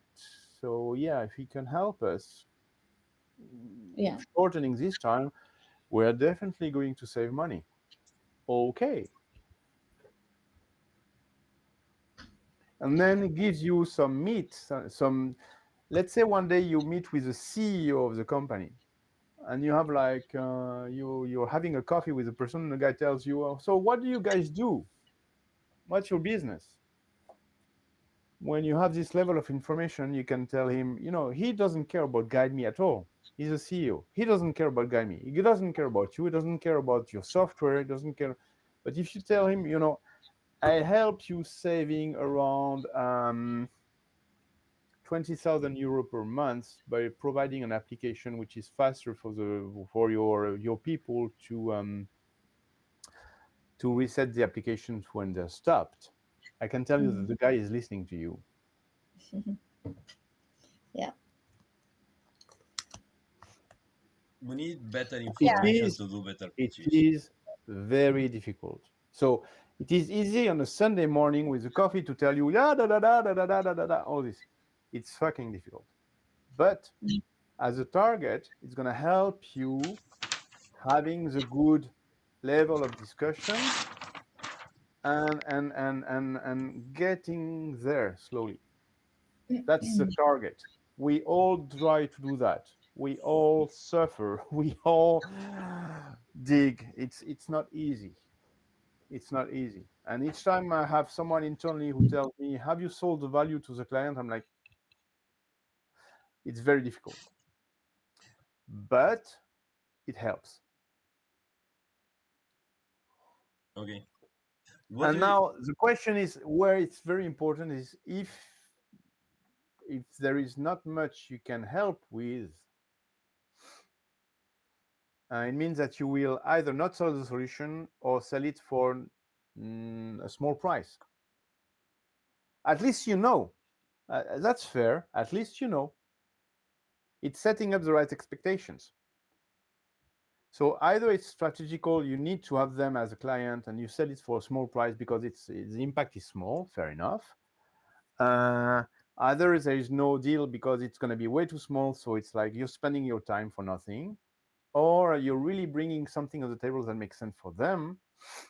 Then you can sit and spend the time with them because there is going to be a deal, and it's going to be a good deal for everybody. And then the problem of RFP, tender, etc. Yes, it will still be there, but they will want you as a provider, so they will help you going through this and trying to navigate this in order to win this. You That's want to. Sometimes you cannot avoid RFP. What you want is a client who's going to tell you, well, who tell internally, we need those guys. So what do we put in the RFP so that those guys are the only one who gives the best answer and we get them? That's what you want. Because at certain levels of selling, Well, there are rules, and like if it's like more than, I don't know, 300,000, and your solution is 300,000 or 500,000, and it's the only way to go, what are you gonna do? You're not gonna do it? Yes, you're gonna do it. What you want is to win it. So how do you have the client doing everything possible, even if there is an RFP, for you to win this? Because they're convinced you're the best solution for them. So we are going back to trust, consistency, credibility, understanding them, explaining what you can do, da da da da. But all this work needs to be done before the RFP. Once the RFP is issued, you're not allowed to talk to the people unless it's very formalized, right? Because it's a competitive process. So, but we'll talk about this when you have an RFP. For now, it's like more about trying to avoid the RFP. Okay. If we come back to the part of the port, to the Smart Yes, Port Challenge in particular, what are the kind of questions do you believe we should start asking? Because each one that's is more different. difficult. Two, sorry, I didn't let you finish. Two. I had impression each one is different. What they want, like, I understand a little better now what I believe they want. Yes. For example, for the part of the ferries, you have two different ferries with two different objectives. One is to make sure that the people who is not digitalized have a minimum service in the port to get the guidance and to go all that. So that should be probably easy to do with a physical panel in the right places. So people just literally only see an image and recognizing the concept, they can go to the right place. Mhm. That should be the solution for them in the best ideal, but it's totally outside of what we do. Anyway, they saw what we did in Barcelona and they said, we want this part of only putting physical stuff without the QR code or with QR code. And that could be just good enough as a solution. The other guys say, no, what we want is to inform the person all what we can. Since the very beginning of the day, they travel, and even before create a credibility with them, since the moment they buy, and even before, if it is possible, when they only touch the web page, so you can get a user, we can identify the person, understand little by little the profile, to push, to help to the push of selling, to go with the new information, whatever is information about the trip. When is the trip day? They need to have digitally this map into how to go to the right gate. From the gate, how to go to the right terminal. From the terminal, how to ride to the ferry, and that's it. And Okay. yeah, The question is, why do they want to do that? okay, Is this just an idea? It will be cool. Well, if it's just to be cool, they will never get a budget. The question is, what is driving them to get that? What is it bringing to them to get that? And you go down until you get to the real answer, which is, uh, we need more clients, or we need, and how many clients do you need more, and why? You need to get down to the why do they want that. okay, If you don't, if you and transform that into, what does it mean in terms of, again, in terms of revenue or savings? okay, What is impact? There are two ways of asking the question. Why do you want that? What is impact of doing it? What happens? What is impact of not doing it? If you don't do that, what happens? Because sometimes they don't answer. It's difficult for them to give you the answer. So you can reverse it and say, okay, let's say we don't. What happens if you don't do it? Why is it important for you to do it? What is it that is it because you're gonna get fired because you're not doing your job? Right? Yeah, but what does it mean that you're not doing it? What is it that you're not doing properly? That's the discussion needs to be around.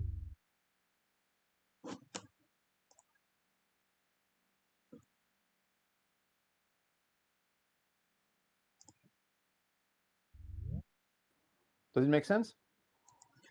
Sorry, for a moment I got totally outside, and now I see myself double. I don't know why.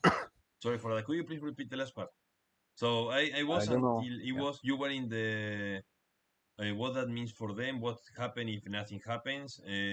So try to do the Yeah. negative. So if nothing Yeah. happen, how to get into that?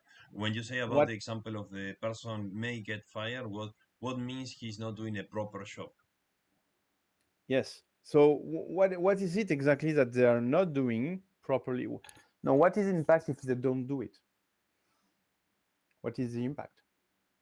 Okay. What are they trying to achieve by doing this? Mm-hmm.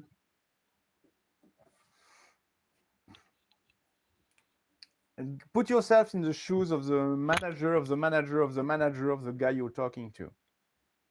So they do a study with you, da da da da, and then the guy goes to the boss of his boss of his boss and says, "Yeah, we have a great solution. It's GuideMe, da da da. We need 30,000 to do that." And the guy is going to tell him, "Why do you want me to spend 30,000 with GuideMe?"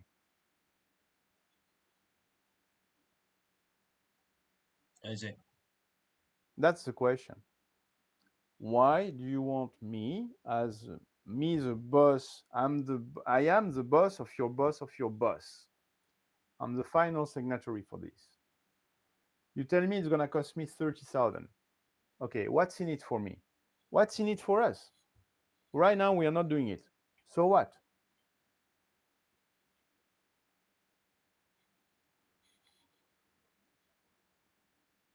Need to be answering this question for them, otherwise they don't know how to build the case to get the money.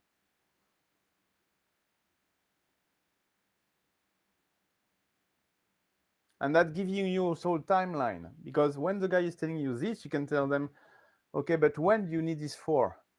And why do you need it for? Is it urgent? Is it like nice to have? So it's giving you a timing. So if you have timing and a proper value case, you have two things. You have how much you can sell to them that will make sense, and when do they need it for in order to have something good for them. So you have the forecast, so you have reliability on the forecast. You know Okay. why the client needs it, for how much. You know why. So you start getting an idea of how much, because you started about value with them, discussing the value with them. So you know why, you know how much, and you know for when they need it. So you're answering the question about the forecasting thing that is stressing you.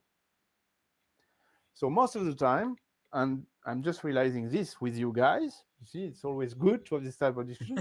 Most of the time, the forecasting is not good enough because we're not spending enough time with our clients discussing what is it, what they want, why, what does it bring, why it is important, and for when.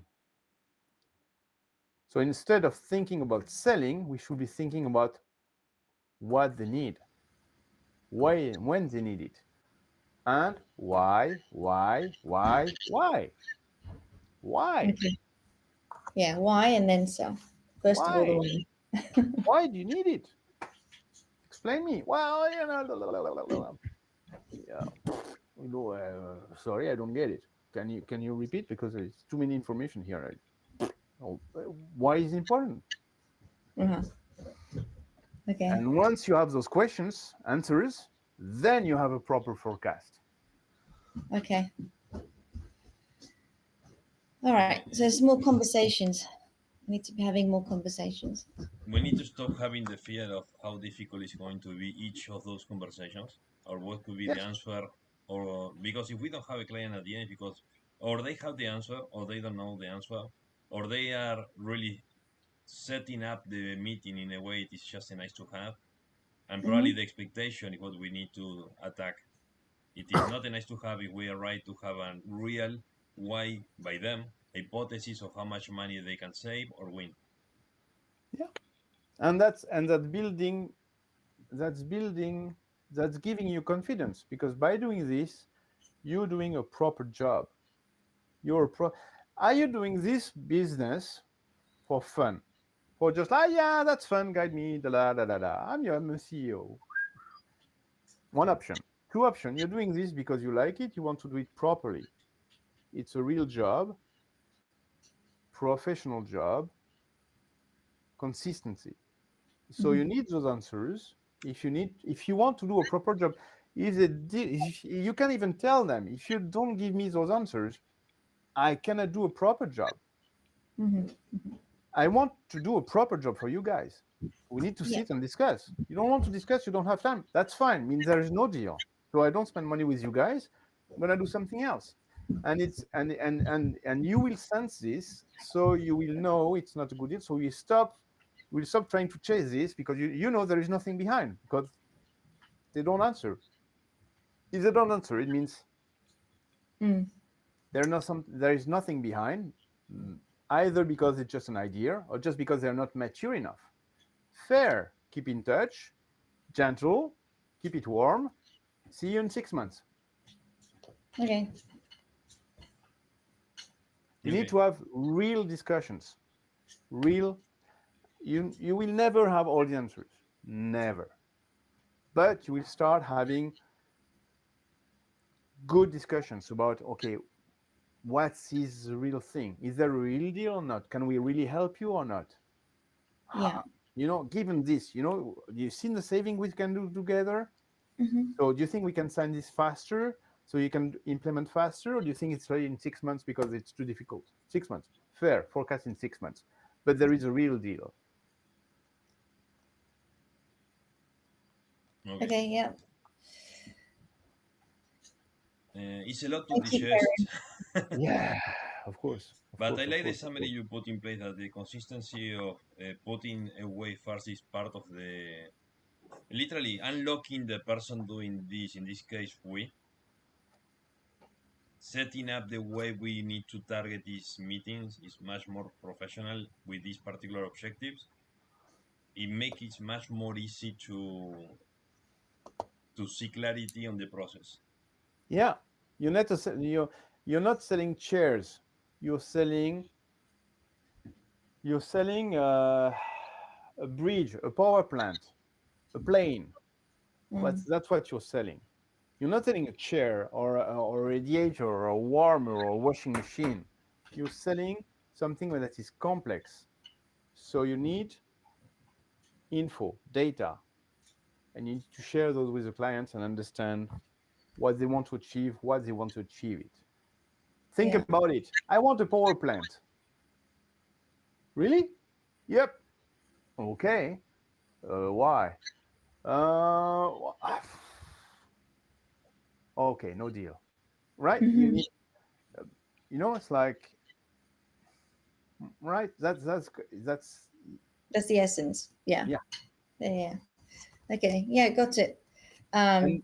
And, and the more you have about this, the more it's going to bring also data for you to um, um, enhance your product, to Yeah. bring more value to your client. You will understand what is important for you in terms of functionalities, or just not important because it's not their strategy. You don't need to bother about this. Yeah.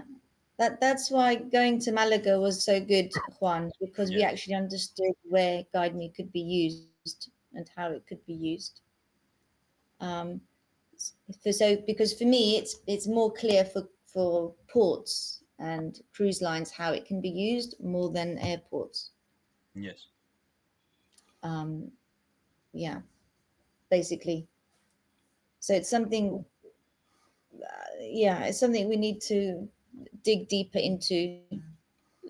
Why do airports need Guide Me specifically over any other That's why I tell application? you that by targeting something more kind of equivalent could be interesting. So, for example, Porto in Portugal could be interesting because it has Yeah. similar setup, similar Uh-huh. elements, similar audience than what we are already having as a users and as a client. Okay. Okay. That's a okay. I'm going to tell you what we did to maybe you can correct the process if you feel it is not correct. Yes, but what we did is if we are having only Terminal 2 and all the users are coming from Terminal 2, we check the airlines and where these airlines bringing the people. So you have two airports to have a tourist. So where they're coming from.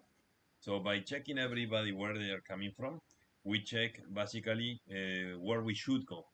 By putting in perspective the frequency they have and how many airlines are unifying all this, we get only two things at the end. Porto, like destination, and Ryanair as a company. Wow. So following the data, it's jumping to one really extremely specific place.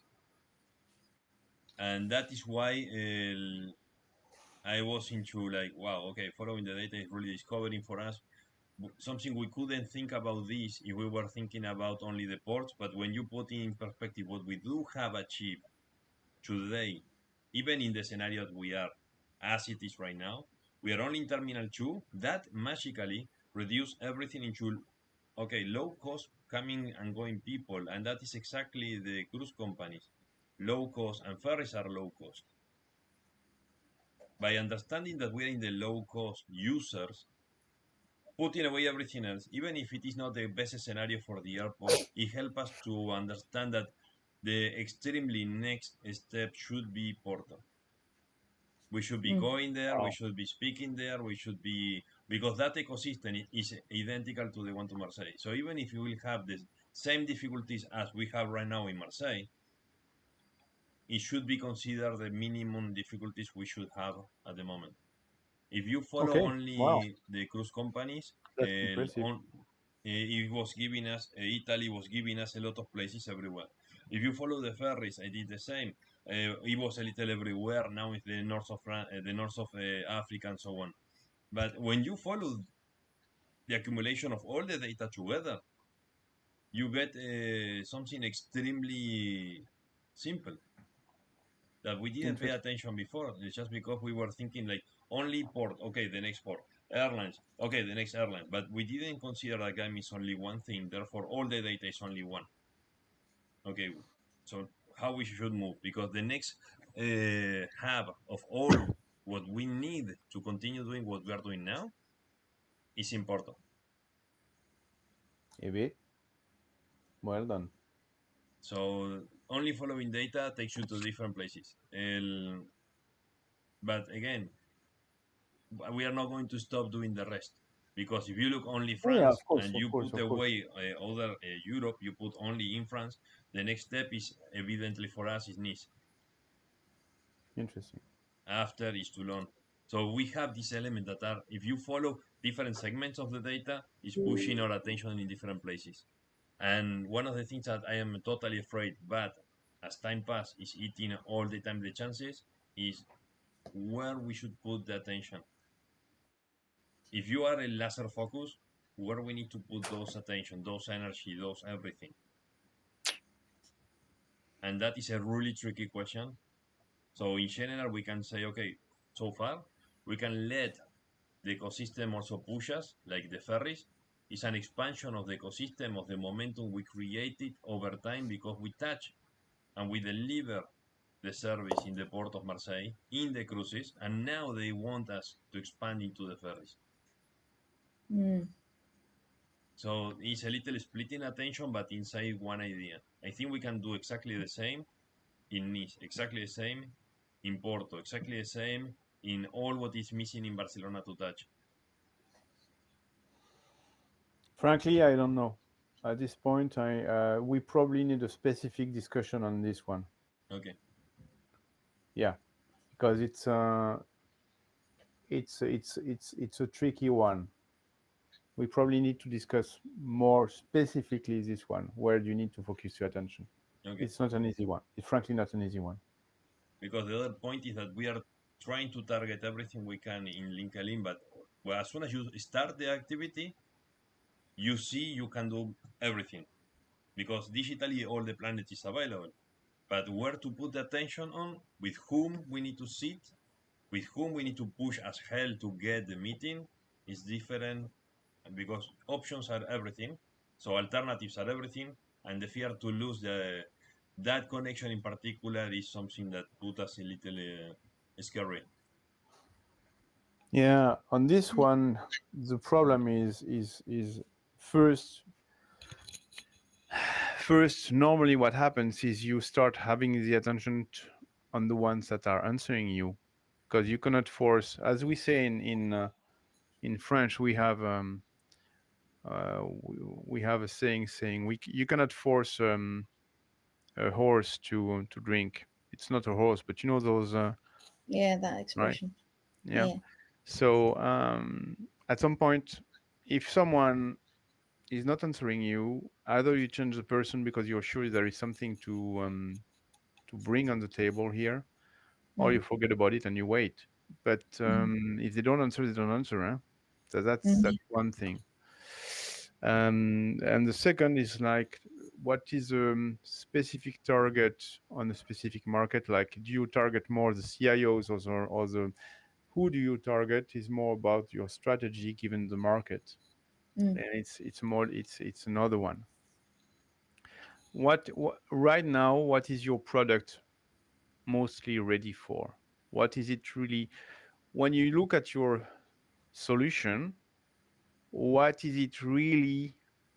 What is it really built for in terms of solution? To gather and present information. No, no, that's too general. General. There are 2 million solutions on the market doing that. Specifically on your market, why a client would be interested in buying your solution? What has it been done for exactly? Those is the main target. Those are the main target.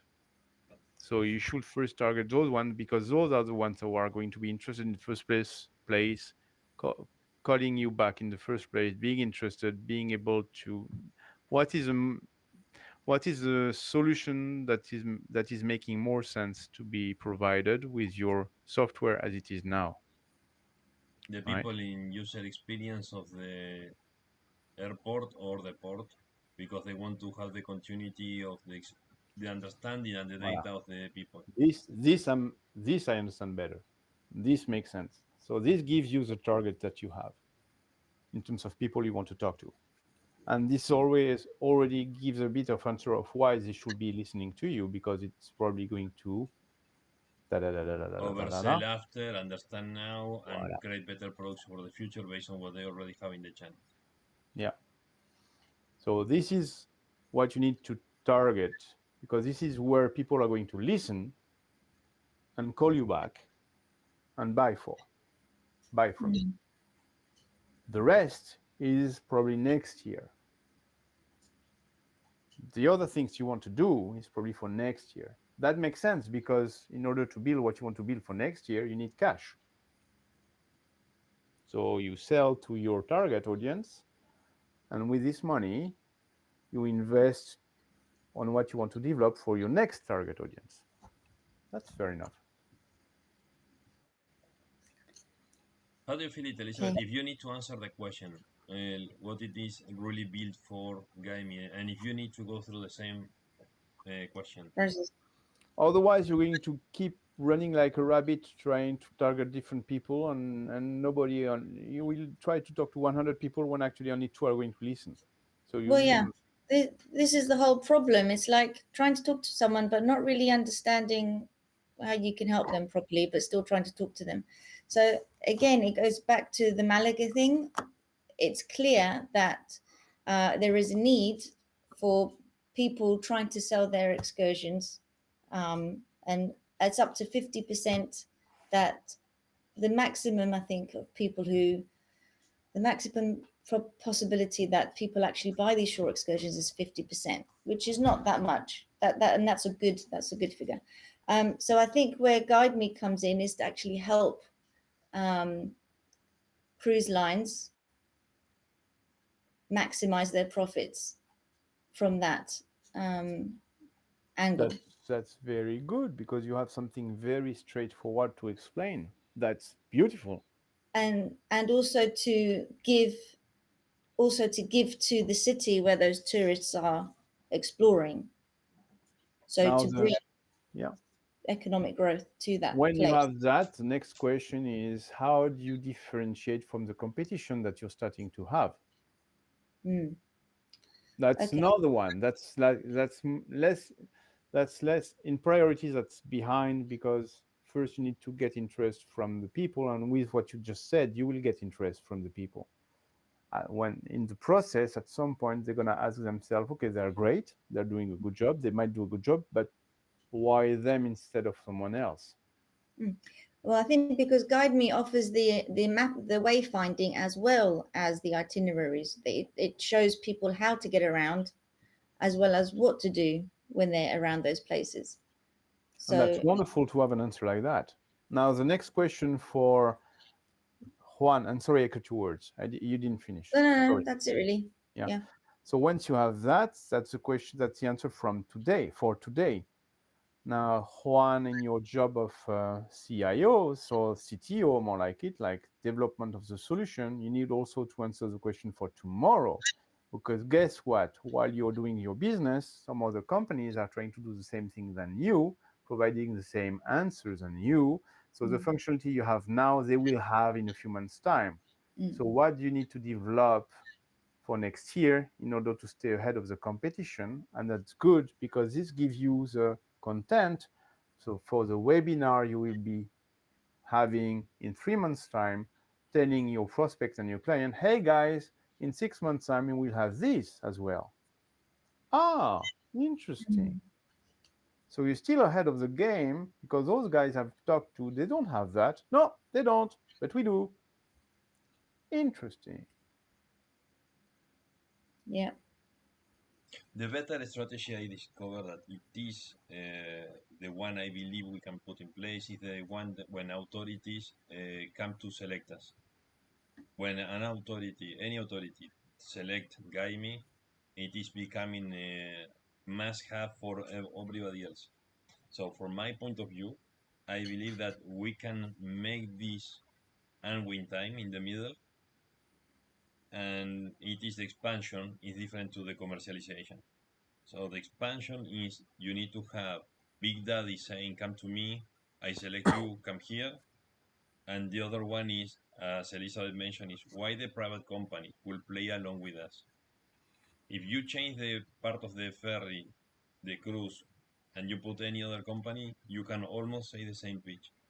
If you have the airport, you can say to the airline, with us, you can do your selling, and after, what is going to happen? You are not selling to this guy. We are in connection with this guy. We can do revenue share if the person buys something. Give us this user, we can give you revenue share. Maximize the lifetime of the user. That is basically what we can do for them, for the private. For the Mhm. public, is more the data is going to be consolidated for what's going on after the moment you stop being the authority. You have no more control. It's in the next one. So the unification of the data allows to the people to come in to arrive in time, not before and not after, to get to the right place, to the right gate, to the right everything. And the people who is using this part, how to go away without creation of any other problem, not stopping the line in any moment, just going directly outside. So the flow, the operational efficiency in the flow is what we generate as a consequence based on the data we can collect, and we can guide the people exactly before the people arrive and after. This can be copy paste in all three ecosystems: airport, port, airport, port, and city.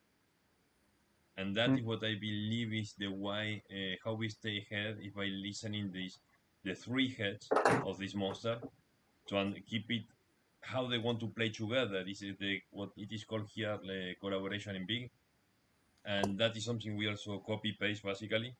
So Guide Me is a big collaboration. All the smart airports can work together. They are working, trying to work together, but we make to work together the smart port, smart city, and the smart airports. So these three totally different, not aligned normally, making them smart together. Mm-mm. That is the gap we believe we can cover correctly, and by doing this, staying ahead, and by doing this lock in, lock out. Really difficult to enter, but once you enter, it's extremely much more difficult to put you away. Guys, I'm gonna have to go. Yeah, it was intense. Thank you, Karim. Oh, you're welcome. Thank you. Helpful. Was Yes. good. Cool. So Great. before we go, we put a meeting. We can. But we need to have a drink too, Juan, or a Absolutely. coffee. I don't know. Yes. But yeah, let's catch up either next weekend or the weekend after. Because It could be after the 12th because I need to be in Argentina and going to be totally without internet. Argentina is not really good in internet stuff. when do you leave? Literally tomorrow. Ah, wow. Cool. So you're in a rush, I guess. Yes. Okay. Makes sense for you after the 12th? We can try. What we can do is you can come to help me because I will need help definitely on the No after problem. the 12. But let's 12, 13, something like this? no, not during the week. Let's